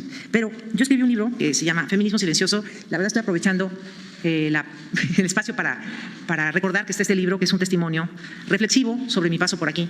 Y quiero pedirles un favor a ustedes que son o pertenecen a medios de comunicación, como se les llama ahora, y también a los que son medios de comunicación que se autodenominan independientes o dependientes o interdependientes o como quieran. Quiero que le den un recado mediante lo que voy a decir a sus jefes y a los dueños de los medios y a los que nos están viendo por internet, directito se los voy a decir. De las muchas reflexiones que yo hice en este libro, hacia el final, hay una parte que yo quiero que los que están escuchando, sobre todo sin intermediación, directamente de mi boca, sepan. Sobre el tema de las entrevistas, que he evado tanto como me ha sido posible, te comparto una anécdota reciente y la cuento. Este libro es mi respuesta a mis preguntas. Es el producto de una profunda autoentrevista realizada a lo largo de más de 5 años. Aquí cabe hacer notar que los corporativos de comunicación, ese es el recado que les pido, si quieren, no es de obligación. Aquí cabe hacer notar que los corporativos de comunicación, sus dueños, informadores y yo, consumamos una especie de pacto, no escrito. Ustedes hacen como que no existo, eso quiero que le digan a los dueños de sus medios, ustedes hacen como que no existo y yo también. Lo entendí más o menos en 2019, salvo algunas excepciones, muy pocas, y por lo común para inventar. Jugamos el mismo juego. Ustedes no existen, yo tampoco. Vamos a jugar eso, y lo jugué. Desde el inicio revelaron que iban a transferir cualquier rostro ligado al presidente a través mío, que crearían todas las falacias posibles porque no gustándoles el nuevo régimen ni el líder, habría que suponer los viejos esquemas. Ella delinquirá, se postulará a cualquier cargo, la cacharemos en una movida ilegal, seguro cae con esto y aquello, lo que ella haga no deberá gustarnos, busquemos qué nos disgusta y así. Con intuición, yo di el primer paso, en el 28 de mayo de 2018. No me verán en el gobierno. Ayudaré en lo que sea posible. Me ceñiré a ser lo que soy, una ciudadana. No aspiraré a cargos de elección popular, continuaré mi trabajo académico y atenderé a mi familia. Y así ha sido. Así ha sido, queridos mexicanos y mexicanas. Esta relación de ignorancia y desdén de los medios de comunicación y sus corporaciones nacionales e internacionales, bien mirada, es inverosímil en una democracia. Y más aún en pleno siglo XXI. Lo mejor, esto lo he gozado, lo mejor es que no me propuse nunca disputarles un solo encabezado noticioso. Sin embargo, en un futuro, cuando alguien revise este periodo de la historia de México, tendrá que revisar este distópico vínculo entre la esposa de un presidente y los medios de comunicación. Pero lo más importante, amigos, paisanos, mexicanas y mexicanos, a mi parecer, será la discreta formalización de un nuevo pacto con el pueblo de México, en particular con las mexicanas. Qué gusto me ha dado este nuevo pacto. Gracias, presidente, por permitirme estar en tu conferencia de prensa. Permiso. Bueno, ya. ¿Nos vamos a desayunar? Sí. Vámonos, adelante. Gracias, señor presidente. Jessica Cermeño. Pues yo vengo a plantearle dos temas. El primero, por supuesto, tiene que ver con la discusión que se hizo ayer sobre la reforma judicial y su aprobación. Esta reforma se aprobó gracias a votos que en otros momentos nunca hubiéramos pensado que estuvieran del lado de la izquierda, por ejemplo, los del Partido Verde, algunos representantes del PRI. Pero por supuesto que el que más ha llamado la atención tiene que ver con un voto que viene del Partido Acción Nacional de Miguel Ángel Yunes Linares. Y quiero yo repetirle lo que ya Lidia Cacho, de su hijo tienen razón, lo que Lidia Cacho dijo sobre su padre, sobre el exgobernador, en un tuit, ¿no?, sobre este voto que le dio a favor de la reforma judicial. Dice: este es Miguel Ángel Yunes, padre, el hombre que amenazó con armas a mi editor para que no publicase Los demonios del Edén, el amigo del pederasta Yansu Carcuri y del blanqueador del dinero de Kamel Nasif. Partido Morena le aplaude y negocia con este criminal a cambio de un voto. Alianzas imperdonables que hacen historia. Presidente, ¿qué decir para que muchos de nosotros no creamos que se hizo un pacto de impunidad a cambio de votos por esta reforma? Pues es una decisión que tomaron los legisladores, y diría de manera libre. Esto no deja satisfechos a muchos, a otros sí les agrada el que se haya aprobado esta reforma al Poder Judicial. Yo estoy en los últimos, a mí me agrada.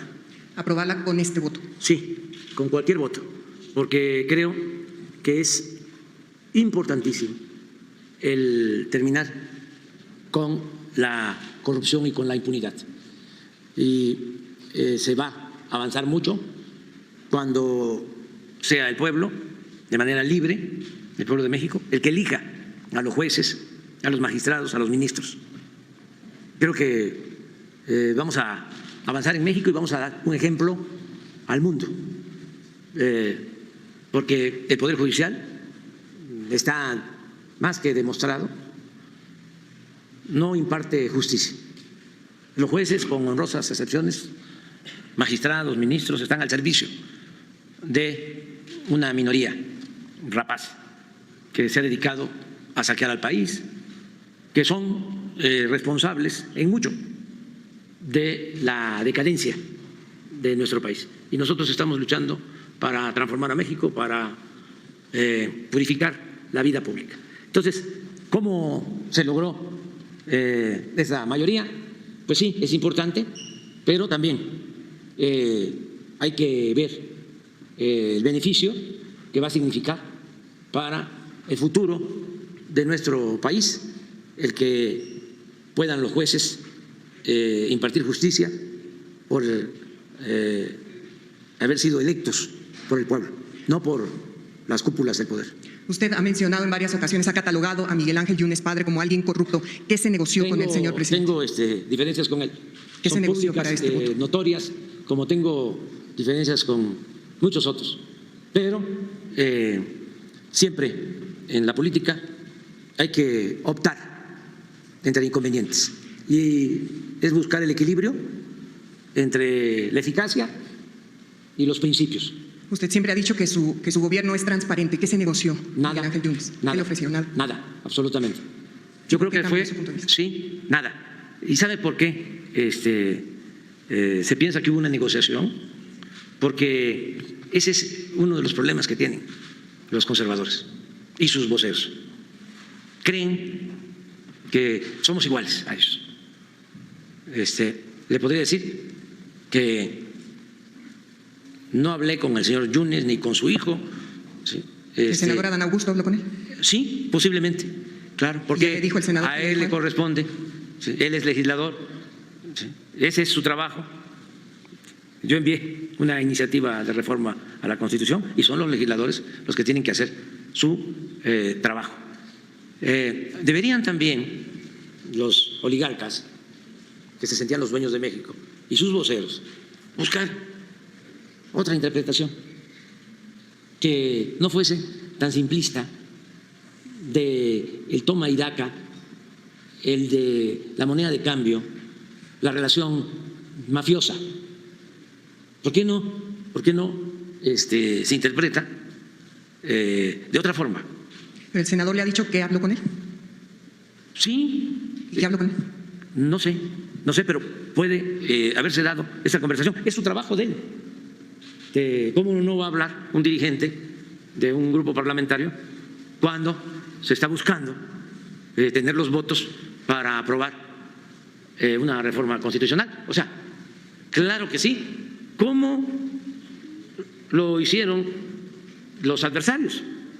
Que no pasaba lista Claudio X González, que en términos estrictos ni siquiera es político, porque la política es un noble oficio.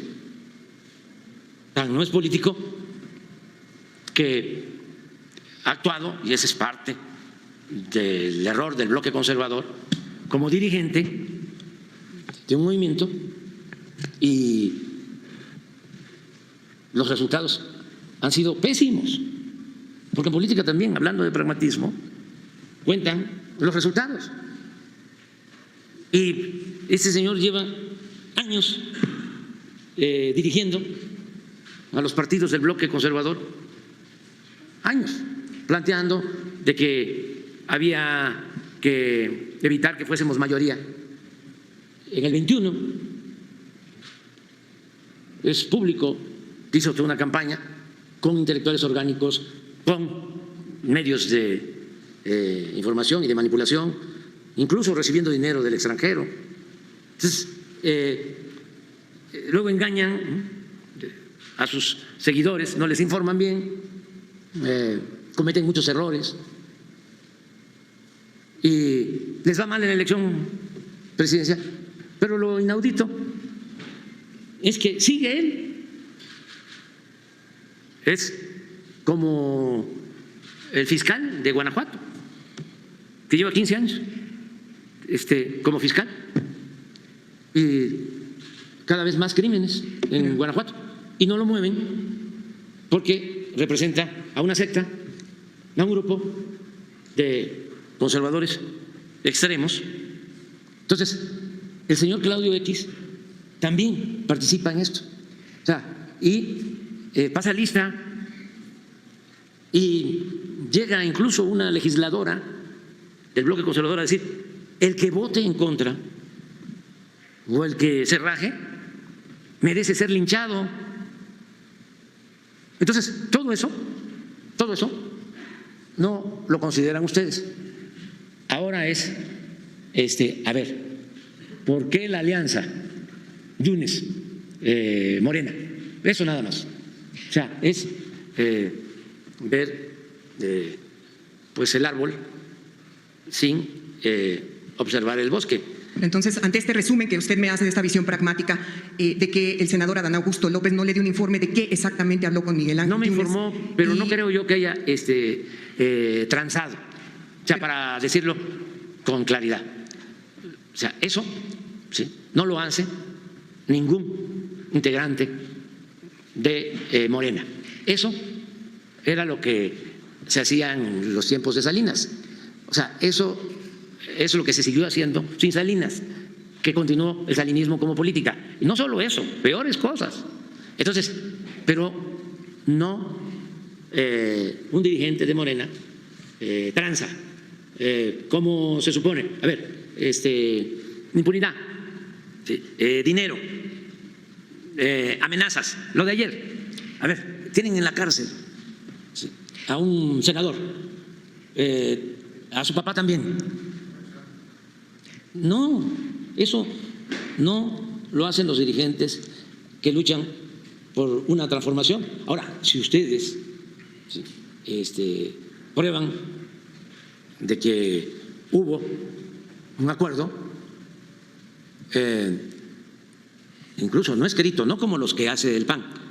¿Quiere que le ponga yo un acuerdo de los del PAN, de Marco Cortés? ¿Por qué no pones el acuerdo? Pero entonces, digo también para que vean. Sí, pero ante esta visión, digamos, pragmática, donde usted dice que no le informó a Adán Augusto López, que fue lo que habló con Miguel Ángel Yunes, un encubridor de pederasta, según la periodista Lidia Cacho, sí. Algunos pueden decir que la aprobación de la reforma judicial ante esta visión es que fue un haya sido como haya sido, pero ¿qué pase? Lo que se tiene que pensar es de que hace falta esta reforma. No importa cómo se vote y cómo se obtengan los votos. Sí importa, porque en política los medios son fines. No es como lo definió Maquiavelo, que el fin justificaba los medios. No. ¿Y no fue este el caso? No. Fue cuestiones políticas. Mire, en la vida hay quienes cambian de parecer. ¿Y usted cree que este fue el caso? ¿Que Miguel Ángel Yunes Linares se dio cuenta de las virtudes de la reforma? No virtudes, sino sencillamente él es un político y consideró corrupto, usted ha dicho, que era conveniente actuar de esa manera. Y no necesariamente estaba a cambio una cantidad de dinero o una amenaza. Él es fuerte, yo lo he enfrentado. ¿Sí? Y no es de los que se deja amedrentar. No. ¿Qué fue? Pues fue una decisión política. Así, mire, eso es por escrito firmado. El señor Cortés, cuando la elección, hace poco, sí, para el gobernador de Coahuila. Esa es una tranza. Totalmente. Sí. Entonces, el Partido Revolucionario Institucional conducirá y siglará la gobernatura del Estado de México y Coahuila en el año 2023. O sea, el PRI y el PAN se ponen de acuerdo y el PAN cede, mediante este acuerdo, las candidaturas para el Estado de México y Coahuila, lo que sucedió. ¿No vamos a ver un documento de eso? Lo que sucedió. No. Mientras que el Partido Acción Nacional conducirá los procesos el 24 de la Presidencia de la República. Lo que sucedió. Nada más que ahí nadie dijo nada. Bueno, fue tan evidente que suscribieron este acuerdo. Bueno, la Presidencia de la República y la Jefatura de Gobierno de la Ciudad de México. Y así fue. Y nadie dijo nada. Ni los famosos de la prensa nacional, ni los famosos de la prensa internacional. Nosotros sí, cuando salió la información hicimos la historia. Bueno, luego, ya en lo específico, que negocian distritos locales, ya el municipio de Acuña es para una organización, Monclova, Frontera, Torreón, los distritos, secretarías, fiscalización, medio ambiente, turismo, cultura,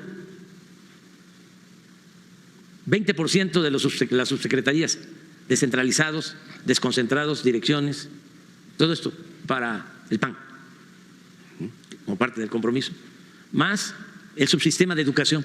Todavía no se votaba. El Instituto de la Transparencia se supone que es ciudadano, ¿no? Y que es independiente. Porque cómo también han engañado con ese cuento. La descentralización, infraestructura educativa, agua, la Junta de Caminos, el 20% de los registros civiles, las oficinas de registro civil, y oficinas de recaudación de rentas. No me faltaron los baños en los mercados, el cobro por el uso de los baños en los mercados. El 20% de las direcciones de los planteles educativos y universidades. 6 notarías.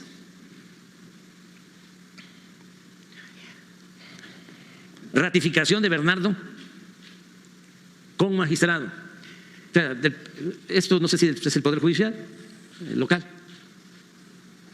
Alcaldías, Monclova, General Cepeda, Candela, Juárez, Musquis, Frontera, Rosita, Abasolo, Escobedo, Madero, Acuña, Castaños, La Madrid y Torreón. ¿Quiénes firman? Todas las candidaturas se podrán modificar siempre y cuando exista el acuerdo de los partidos políticos PAN y PRI. En cada planilla que no encabece el Partido de Acción Nacional llevará por lo menos un regidor y dirección del ayuntamiento. Los distritos federales, Torreón, Monclova. Miren, el que se quejaba ayer de traición. Entonces, ante la votación del senador Miguel Ángel Yunes Márquez ayer, Morena le abre las puertas ante este cambio de parecer sobre la forma de su voto. No sé, porque lo de ayer no fue un asunto estrictamente partidista, es un asunto que tiene que ver con lo legislativo. Entonces, ¿no le hace una invitación a usted a Yunes? No, y yo creo que él tiene bastante claro de que no se trata de una alianza, de un acuerdo con el gobierno que yo represento. ¿Por qué cree que lo tiene claro? Porque sabe, creo yo, como muchos mexicanos, porque hasta mis adversarios me conocen, que yo no transo, que yo no establezco relaciones de complicidad con nadie. Le hago las preguntas sobre el siguiente tema que quiero hacer. Pero qué interesante está el tema Lo mismo, porque, y qué contento estoy porque se aprobó la reforma. Y también ayuda mucho a que se siga poniendo de manifiesto lo energúmeno que son algunos de nuestros adversarios y reiterar lo que considero caracteriza a los conservadores. Beatriz dice que los conservadores de 200 años, ese es un debate que tenemos, ¿verdad? Conceptual, y lo vamos a seguir teniendo.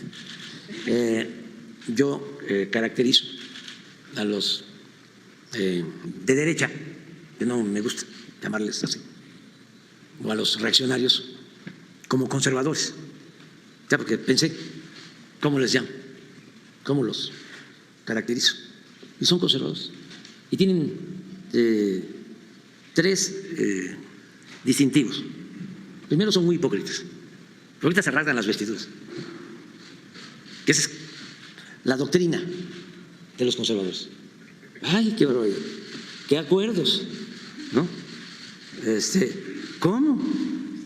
Se atreven a hacer estos acuerdos. Yunes, uy, la maestra debe ser Gordillo, ay, Jesús me ampare, ¿no? Carlos Salinas de Gortari. Entonces, ese es un distintivo, la hipocresía. Esa es su verdadera doctrina. Son muy buenos en ver la paja en el ojo ajeno y no la viga en el propio. Lo segundo es que son muy corruptos, pero muy ambiciosos. Es que por eso la pregunta, porque si Miguel Ángel Yunes Márquez lo considera muy corrupto, entonces ¿por qué? Sí. Nada más le podría decir que una golondrina no hace verano, en el caso que fuese así. Pero bueno, muy corruptos, muy ladrones. Y tenían engañado a muchos de que los ladrones, los rateros, eran los que se robaban una bolsa en el mercado, o el que se robaba una gallina, un pavo. Este es rata. Y los grandes ladrones, que se robaban cientos, miles de millones de pesos, ni siquiera perdían su respetabilidad. Eran hombres de negocios, políticos famosos, traficantes de influencia. Entonces eso es el segundo distintivo. Y el tercero es que son los conservadores muy autoritarios, fachos. Ayer nosotros fuimos opositores. Nunca nos robaron la presidencia. Estuvimos aquí como 2 meses. Hicieron un escándalo para evitar la violencia, porque nos robaron la presidencia. Tampoco dijeron nada los oligarcas, los que se sentían dueños de México, los que ayudaron en el fraude, ni los medios de comunicación convencionales, con honrosas excepciones. Bueno, no rompimos un vidrio y nos robaron la presidencia a todos los mexicanos y causaron un daño tremendo, porque si no nos hubiesen robado la presidencia en el 2018 nos hubiese costado menos sacar adelante a nuestro país. Ayer, de repente, toman el Congreso, el Senado de la República, destruyen. Esa es la otra característica del conservadurismo. Entonces, estoy muy contento porque se va a lograr la renovación del Poder Judicial. Hacía falta. Ya se ha avanzado mucho en limpiar el Poder Ejecutivo, se ha avanzado muchísimo y además ayer quedó demostrado en limpiar el Poder Legislativo, el que se aguantaran los legisladores ahí, firmes, mujeres, hombres, recibiendo insultos y todo. Y eso también tiene mucho que ver con lo que te preguntaron, ¿no? ¿Por qué resiste uno? Por convicciones. Por convicciones y porque se defiende una causa superior. Entonces, está uno dispuesto a pagar una cuota de humillación, no una, varias, porque tiene una causa mucho más importante, que es la transformación del país, que es sacar de la pobreza a nuestro pueblo, acabar con las mafias. Aquí pasó desapercibido, por eso lo voy a repetir. Pero imagínense de que un juez hace poco no autoriza la orden de aprehensión en contra del segundo tirador en el asesinato de Luis Donaldo Colosio. No lo autorizó. Y el segundo tirador, de acuerdo a la investigación que hace la Fiscalía de la República, era un miembro del CISEN, del Instituto de Espionaje del gobierno de Salinas. Y el que va a rescatarlo, al segundo tirador, es nada más ni nada menos que este señor Genaro García Luna, que ya jovencito había entrado al CISEN y se había formado, y para el 94, cuando asesinan al candidato del PRI a la presidencia, Luis Donaldo Colosio, ya tenía un cargo de subdirector y a él lo mandan a liberar a el que presuntamente dispara también en contra del candidato a la presidencia. Bueno, hace unos meses, y esto vale la pena repetirlo y repetirlo y repetirlo, porque esto no lo va a decir López Dóriga, ni Ciro, ni Loré de Mola, ni otros. Un juez decide no autorizar la orden de aprehensión. Apela la Fiscalía y en un juzgado de distrito los magistrados rechazan en definitiva el que se otorgue la orden de aprehensión. Ese Poder Judicial podrido, corrupto, vinculado a las mafias del poder en México, ese es el que queremos limpiar, reformar, purificar. Entonces, ayer fue un día importantísimo, muy importante. Y los intelectuales orgánicos corruptos también, porque lo de orgánico era una expresión de Gramsci que no corresponde. Hablan de que lo que buscamos es que haya una dictadura. es una burla, es algo completamente superfluo. Una monarquía, primero dijo Krause, se termina la república y va a iniciar una monarquía. O sea, como si ahora se coronara a la presidenta como reina, porque eso es la monarquía, la reina Claudia Carlota. Pero luego corrige, porque pues como dicen una cosa hacen la otra, y dan bandazos. Dice, pues no, está mejor Aguilar Camín, que él habla de dictadura. Entonces dice Krause, es dictadura. Entonces la pregunta es, ¿y quién es el dictador? ¿Dónde está el dictador? ¿O va a ser una dictadora? Va a ser Claudia Porfiria, la dictadora de México. Déjeme preguntarle sobre el otro tema que vengo a presentar. Pero qué interesante, ¿no te parece? O sea, luego que ojalá viniera el senador a contarnos cómo fue. No se da fácilmente en la gente del Partido del Trabajo. En otros países. Déjeme hacerle la otra pregunta que tiene que ver con el debate que usted ya mencionó, el debate de los candidatos a la presidencia de Estados Unidos entre Donald Trump y Kamala Harris. Ya adelantó una de sus impresiones.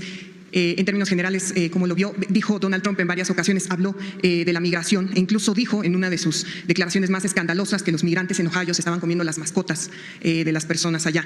Y preguntarle sobre eso, y además Trump volvió a mencionar lo de cerrar la frontera y además reiteró lo de los impuestos que puede ponerles a los vehículos chinos, y preguntarle eso, las impresiones, y también si usted ha hablado con gente del gobierno chino, si se le han acercado para ver algún posible escenario ante esta situación. Bueno, yo vi la primera parte del debate, me gustó bastante.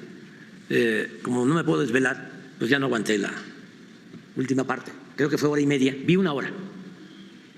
Y no hablo inglés, no entiendo esa lengua tan importante. Y estaba yo viéndolo en un canal, creo que de hispanos. CNN. CNN en español. En español, sí. Y hubo un corte, porque hasta en eso hay comerciales, digo con todo respeto, no dejan de meter comerciales. O un receso, y hasta ahí llegué, una hora. Y luego leí la segunda parte, y en lo que vi, una hora, no sentí que hubiese la intención de ofender a México.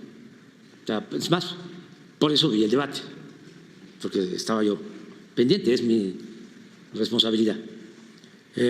Y sí, escuché en la primera parte lo de los gatos, las mascotas, pero se hablaba de migrantes en general, no de México en particular. Creo que en una ocasión, en la hora, se habló de México. Cuando el presidente Trump habló de los carros, los automóviles que se construyen en México y que se venden allá, pero que son de origen chino. Entonces, los dos tuvieron la delicadeza, y les agradezco mucho, de no ofendernos. El asunto, el tema migratorio, es un tema que está en la agenda de los candidatos, pero no solo ahora, siempre, ¿sí? Pero fue en otro tono. Mencionaron más a Venezuela que a México. Mencionaron muchas veces a China, muchas veces a Israel, muchísimas veces a Rusia. En lo personal, a los presidentes de China, de Ucrania, de Rusia, de América Latina, a ningún presidente, a nosotros no. Y qué bien. Nosotros tenemos una política de respeto, de no intervención, de autodeterminación de los pueblos, de cooperación para el desarrollo. Y nos hemos entendido bien con los dos partidos de Estados Unidos. Nos entendimos bien con el presidente Trump, fue buena la relación con él. Suscribimos el tratado comercial que nos ayuda a los dos pueblos, a las dos naciones. Creo que es fundamental el fortalecer la economía, el desarrollo, el comercio en América del Norte, independientemente de otras cosas. fortalecer a América del Norte y seguir manteniendo buenas relaciones comerciales y, desde luego, tratándonos con respeto en el marco de una política de buena vecindad. Eso lo logramos con el presidente Trump y lo hemos logrado con el presidente Biden, que ha sido también muy respetuoso. Es una gente de buenos sentimientos, yo le diría que amigo de nosotros, de México. Conozco a la vicepresidenta Kamala Harris, la he visto en 3, 4 ocasiones, también muy respetuosa. Entonces, lo de ayer estuvo bien, qué bueno, ¿no?, que respetan a nuestro pueblo, como nosotros los respetamos a ellos.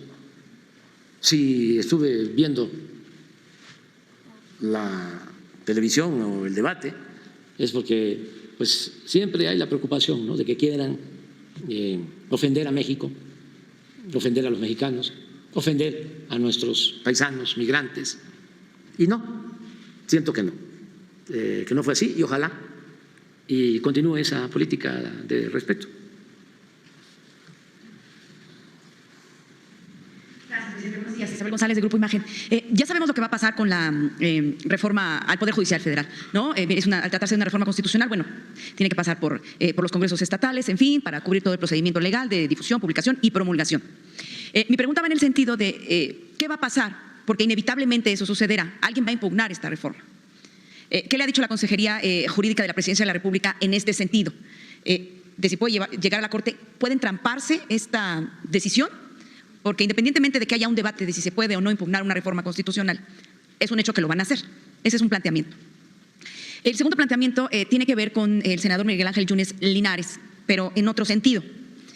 ¿Cuáles serían los riesgos que usted ve como político experto en estas lides? ¿Y cuáles serían las recomendaciones para Morena y sus aliados de contar con los votos de Miguel Ángel Yunes Linares? Me explico un poco. En alguna ocasión yo lo escuché decir a usted, estábamos en Zongolica, Veracruz. Usted hablaba con el partido Morena, los dirigentes del partido Morena en Veracruz, y usted advertía algo que me parece ahora muy interesante, desde siempre, pero ahora me parece muy interesante, que debían ustedes cuidar al movimiento, porque Miguel Ángel Yunes Linares era un personaje que sí podía dañar al movimiento. Tiempo después sucedió lo de la señora que pedía dinero a nombre de usted y que estaba vinculada con Yunes Linares. Se lo pregunto porque usted conoce a Yunes Linares y usted sabe, lo ha dicho hace unos momentos, él sabe cómo funcionan estas cosas de la política. Bueno, acerca de lo primero, pues no hay fundamento legal para detener la reforma a la Constitución. No existe. ¿Eso le ha dicho la consejera? Sí, bien. Pero además eso lo saben los constitucionalistas y hasta los estudiantes de Derecho. Esa es una facultad que tiene el Poder Legislativo. Desde luego, no faltan los intentos, ¿no?, por eso la pregunta. Sí, de querer violar las normas, leyes, la Constitución. Bueno, los integrantes actuales del Poder Judicial, en especial los ministros de la Corte, violan la Constitución. Solo por mencionar lo que cobran. La Constitución establece en el artículo 127, lo tengo que repetir, un escritor, una escritora no debe de repetirse, ¿verdad? Pero un político sí. Porque pues la misión, la tarea de un político es informar, orientar, concientizar. Es como predicar. Entonces, siempre he dicho que se debe de respetar lo que establece la ley, lo que establece la Constitución, y no se hace. Regresando, cerrando el paréntesis, el artículo 127,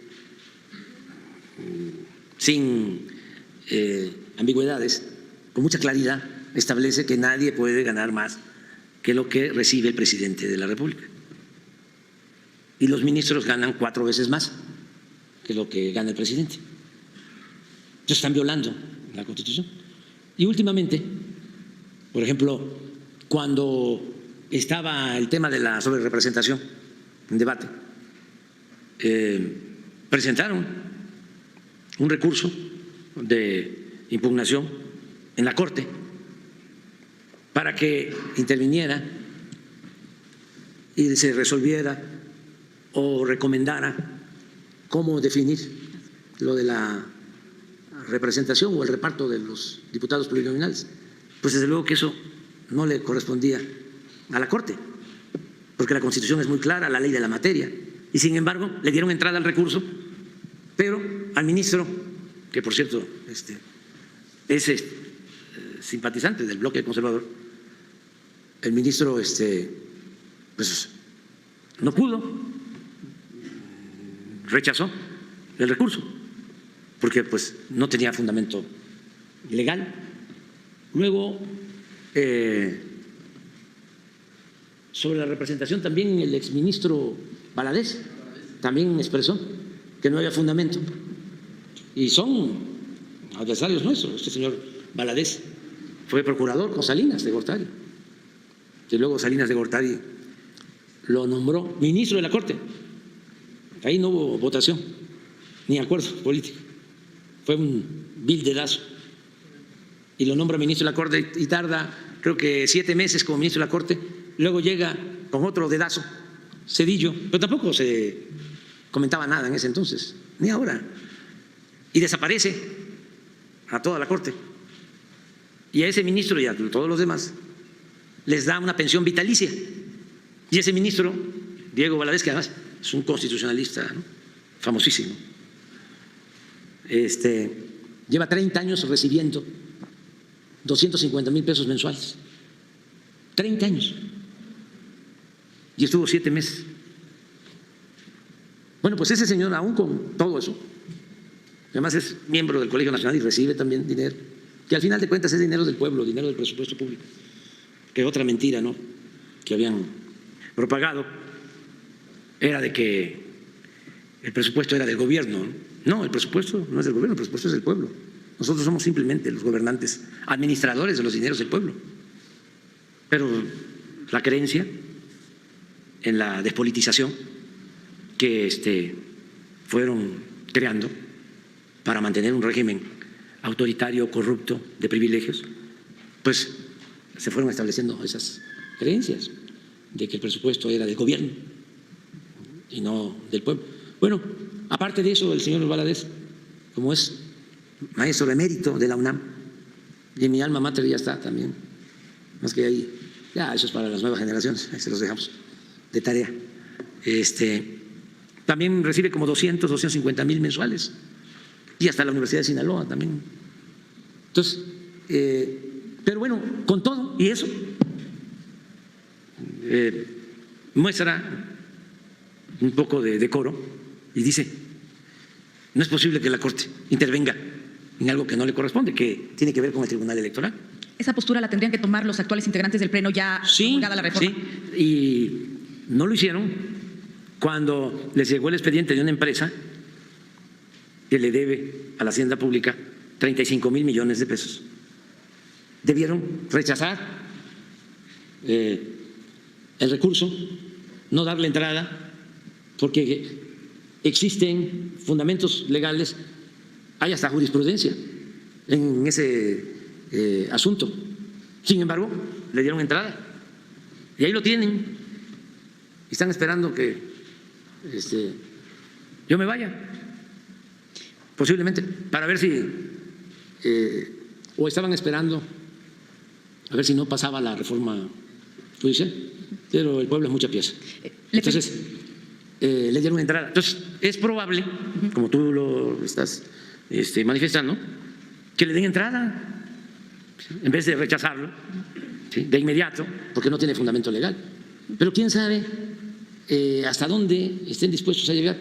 Yo les aconsejaría a la ministra Piña, al resto de los ministros, que actúen con responsabilidad, porque es como el que está en un pantano, en arenas movedizas, sigue caminando y se siguen hundiendo. Entonces, también, por decoro a la institución y a ellos mismos, que respeten la voluntad de los ciudadanos, que respeten la decisión del Poder Legislativo y que ayuden en la transición. Ellos saben perfectamente de que está mal el Poder Judicial. Ellos lo saben. Yo asistía, a veces costaba el ministro Arturo Saldívar a los informes y me gustaba escucharlo porque fue de los primeros ministros en hablar del nepotismo, de la corrupción en el Poder Judicial. Bueno, la ministra Piña, hace como 3 días o 4, en un arranque, en una expresión de franqueza o sin darse cuenta, ella misma sostuvo que el 50% de los que trabajan en el Poder Judicial son familiares. Ella misma. Y habría que preguntarle a los jueces y a los magistrados y a todos los ministros si no hay corrupción y si no debe de haber una reforma en el Poder Judicial. ¿Cómo es que nunca se sanciona a un juez? ¿Para qué sirve el Consejo de la Judicatura?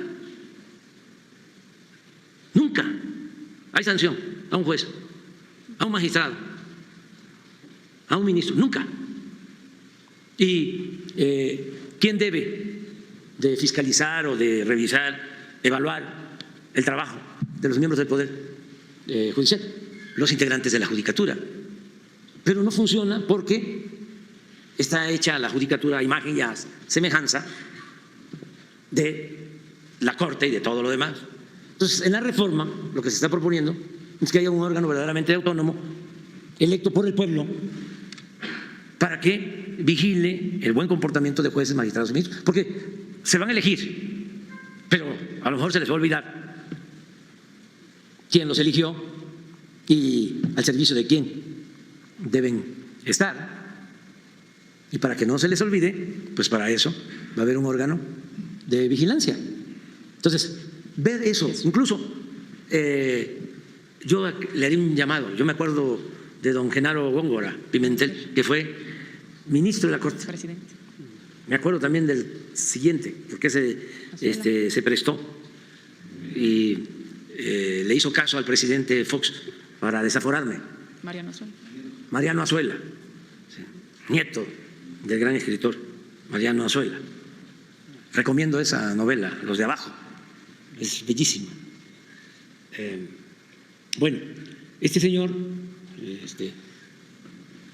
le hizo caso a Fox y a los asesores de Fox para que me desaforaran, y todos los ministros en ese entonces hasta publicaron un manifiesto.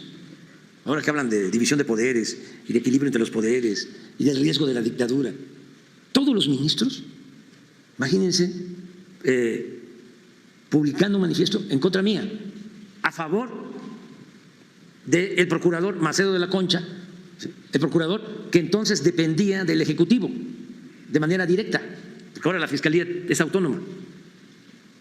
Pues los ministros en contra mía, a favor del desafuero. Antes había estado don Genaro, ¿sí? Y una vez me platicó, todavía vive don Genaro, y le deseo que siga viviendo más tiempo, de las amenazas de Salinas, cuando estaba Raúl Salinas en la cárcel. ¿Y cómo liberan a Raúl Salinas, al hermano de Carlos Salinas? Y no solo lo liberan, le devuelven todo el dinero. Bueno, no es nuevo también lo de la corrupción en el Poder Judicial. Ayer pusimos lo de Héctor Suárez. ¿Cómo se llamaba la sección de Héctor Suárez? ¿Qué nos pasa? ¿Qué nos pasa? Ponlo otra vez. Ese donde... Ponlo. Es que así se entiende mejor. Pero estamos hablando, esto es, él habla de Dublín, porque el lector era crítico. Lo dejaban en Televisa porque ya para entonces ya estaba Zedillo. Todo tiene una explicación. Así como no hay texto sin contexto, no hay información, ¿no?, sin antecedentes. Entonces ya no estaba Salinas, estaba Zedillo, y ya estaba el pleito Zedillo-Salinas, y ya Televisa había agarrado partido con Zedillo. Fue cuando también aquella llamada que interceptaron de la señora hermana de Salinas con su hermano Raúl, que se dio a conocer con Joaquín López Dóriga. Eso no sucede si no hay línea del presidente. Son aquellos tiempos, ¿no?, porque todo eso como que se olvida, ¿no? Y ahora pues es ya deporte nacional insultar al presidente, y todavía hablan de dictadura y de persecución y de censura. Pero porque él menciona Dublín y ya Salinas estaba en Dublín. O sea, cuando lo vi, pues yo lo vi hace como 3, 4 días, también por los que participan en las redes, que yo les agradezco mucho, mucho, mucho, mucho. Benditas redes sociales, independientemente de que las quieran controlar ahora, ¿no? También los potentados. Pero benditas redes sociales, fue un avance, porque ahora cada ciudadano es un medio de comunicación. Es un avance para cuando nosotros luchábamos en la oposición, que nos tenían bloqueados, rodeados. No había posibilidad ni siquiera de la réplica, ni de réplica, ¿no? Ahora no. Ahora dicen algo y puede uno contestar rápido, ¿no?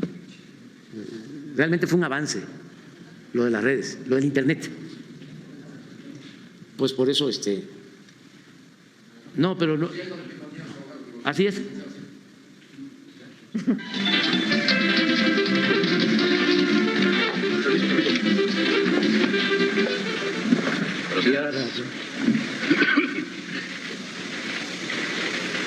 Buenos días. Licenciado, perdón. Pronuncie sobre. Yo quería cualquier. Veníamos a ver lo de. ¿Qué pasó? Porque veníamos. ¿Venía o no viene, licenciado? Viene. Venimos. Navarrito. Que venía. Viene la autoridad. Usted mismo que tiene la autoridad. Navarrito, ¿qué pasó con los amparos de mi cliente? ¿Otra vez? Pues ya tiene un amparo del amparo. Acuérdese, Navarro, que es por los delitos a la violación de la ley de instituciones de crédito. Vamos a hacer una cosa. ¿Por qué no me los pide por docena? Así me viene al trabajo cada rato y a ustedes les puede salir más barato. Ustedes me dicen cómo, yo les hago el debido descuento y a mí dejan el cliente en su casa porque miren, acá están los orejas de perro nomás con los pasajes. Navarrito, es que ya tiene 2 autos de formal prisión. ¿Y eso qué? Se puede convertir en libertad condicional. Bueno, pues no habiendo otro asunto que tratar, que tenga buen día, Navarrito. Vale, que le vaya bien. Gracias. Hasta luego. Hasta luego. Vale. Nos vemos para el siguiente paro, ¿eh? Sí. Ojalá que me traigan algo de Dublín. Híjole, que como estos buenos hombres de negocios, ¿verdad? Conocen Europa, Australia, las Islas Caimán, Dublín, España. Híjole, no, pero trabajar para ellos sí es divino. Ojalá que estos pobrecitos, cuando se les compongan sus cosas, pobrecitos banqueros, ¿verdad? Que la mala fe, la mala interpretación y la envidia han hecho que se interprete mal todo lo bueno que hacen, hombre. ¿O no, mano? No. ¿O normativo, Dios capó? Sí, mano. Déjame depositar este cheque en mi cuenta de las Islas Galápagos. Ah, normativo, Dios capó. Ahí está el poder, sale. Vale, órale. ¿Qué pasó con mis papeles, señor Navarro? ¿Qué pasó, Rafaelito? ¿Qué pasó? Pues, ¿cuánto te dije que tenías? Hace un año. ¿Hace un año? Pues cae. Sí, ya sabes qué. Vete dentro de 4 meses, ya seguro que los tengo. ¿Seguro? Seguro. ¿Serás? Órale. Me mandan los papeles, pues sí, como no. Vámonos a cenar ya. Sí, ya. Me quedó un compañero, es Alberto. Sí, mañana, ¿no? Alberto. Hay que desayunar. Sí, vamos. Sí, a las 11.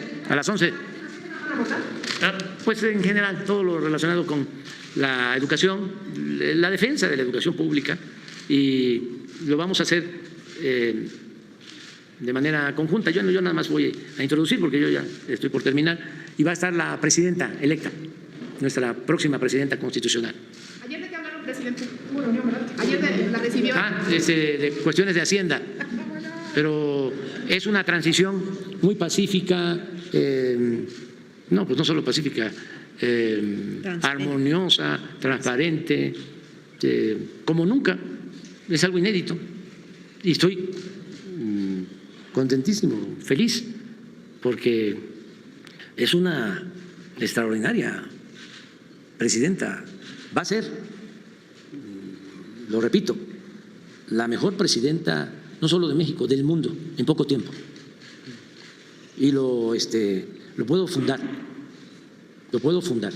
Es lo mejor que le pudo haber pasado a nuestro país en este tiempo. Vámonos. Por eso es gracias a la vida y que viva México. Vámonos. A propósito, no, Sí, vámonos. no, espérate, ¿no? Es que ya. No, pero espérate. Pues imagínense cómo Vámonos, sí, ya. cómo está la tolerancia en la casa, ¿eh? Es que después de 6 a mí no años me ya- gusta la palabra tolerancia, el a término las 10 de la tolerancia. mañana, me pues, gusta más el respeto. Más Pues hay que respetar la hora del desayuno. Vámonos. Ahora, espérate. Es que falta. No, ya no falta nada. No, sí, faltan 2 cosas. Ya, un minuto. Medio. Están todos invitados al grito. Ah, sí. Desde las 10 de la noche del domingo 15 de septiembre. Va a ser histórico. Además, ¿no tienes ahí la banda? Con esa terminamos. No, Pero ya espérate, vámonos, ya. la otra cuestión es que ya está el avance del 3er capítulo del documental de Epigmenio Ibarra sobre el Tren Maya. Va a salir mañana a las 9. Entonces, sí. ¿Ya nos vamos? Dijimos medio minuto. Uy, ¿cómo será aquí el tiempo? Todavía van 10 segundos. Ah, bueno. O sea, media hora más. No. Este es el... Hay que desayunar, oiga, nos vamos a morir. Digo, tío.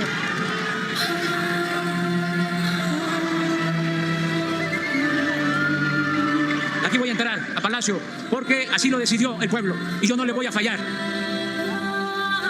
Esto es lo que queremos, que conozcan todos los mexicanos y también extranjeros, este mar de selva. Los mayas vivían y comían de la selva. La selva nunca se los comió. La selva era su espacio, su territorio. No hay una región así en el mundo con tanta riqueza cultural, artística. Nos toca a nosotros exaltar este pasado glorioso y a la nueva generación. Hoy sabemos que las mujeres mayas tenían un papel muy importante, no solo como madres o como esposas, sino como dirigentes. El Tren Maya es sin duda uno de los más grandes legados del presidente Andrés Manuel López Obrador. Es una obra única en el mundo, los más de 1.500 kilómetros de vías férreas, los modernos trenes, la tecnología de punta, las estaciones fundidas en el paisaje, los hoteles para hacer un turismo responsable y las áreas naturales protegidas. Es una obra que nos está dando trabajo, nos está dando conocimiento y nos va a estar acercando porque en algún punto va a estar trayendo el turismo y por ende también vamos a tener mayor trabajo. Los herederos directos de estas grandes culturas que florecieron en nuestro país son ejemplares. Y el Tren Maya para nosotros es eso. Sabemos que les va a traer desarrollo, pero con justicia. Algo diferente, te vas descubriendo día con día las historias, el acontecimiento que llevó todo esto. No deja de haber estructuras en todos los trayectos que uno traza. Es impresionante. El Tren Maya es una gran obra y es también un gran símbolo. Le dice al mundo entero que aquí hemos estado y estamos las y los mexicanos, orgullosos de nuestra historia y nuestro presente, y siempre listos y listas para el porvenir. Me dice la presidenta que va a ser ella el doble de kilómetros de lo que nosotros hicimos, y le creo. Ahora sí, vámonos de una vez. Ellos van a estar el 15. Hasta mañana entonces.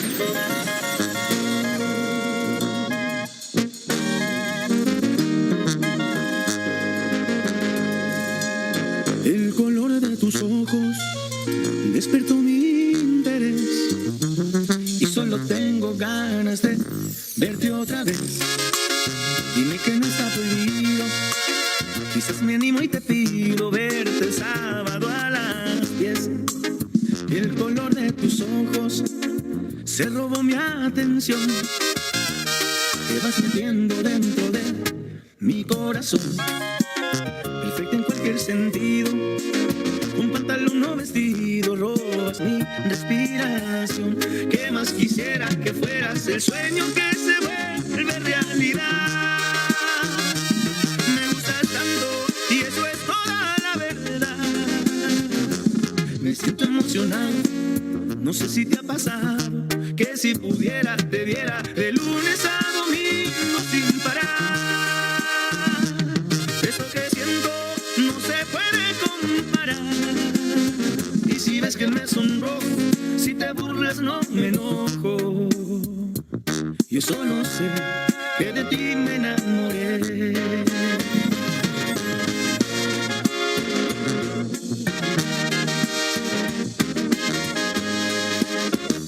¿Qué más más quisiera que fueras el sueño que se vuelve realidad.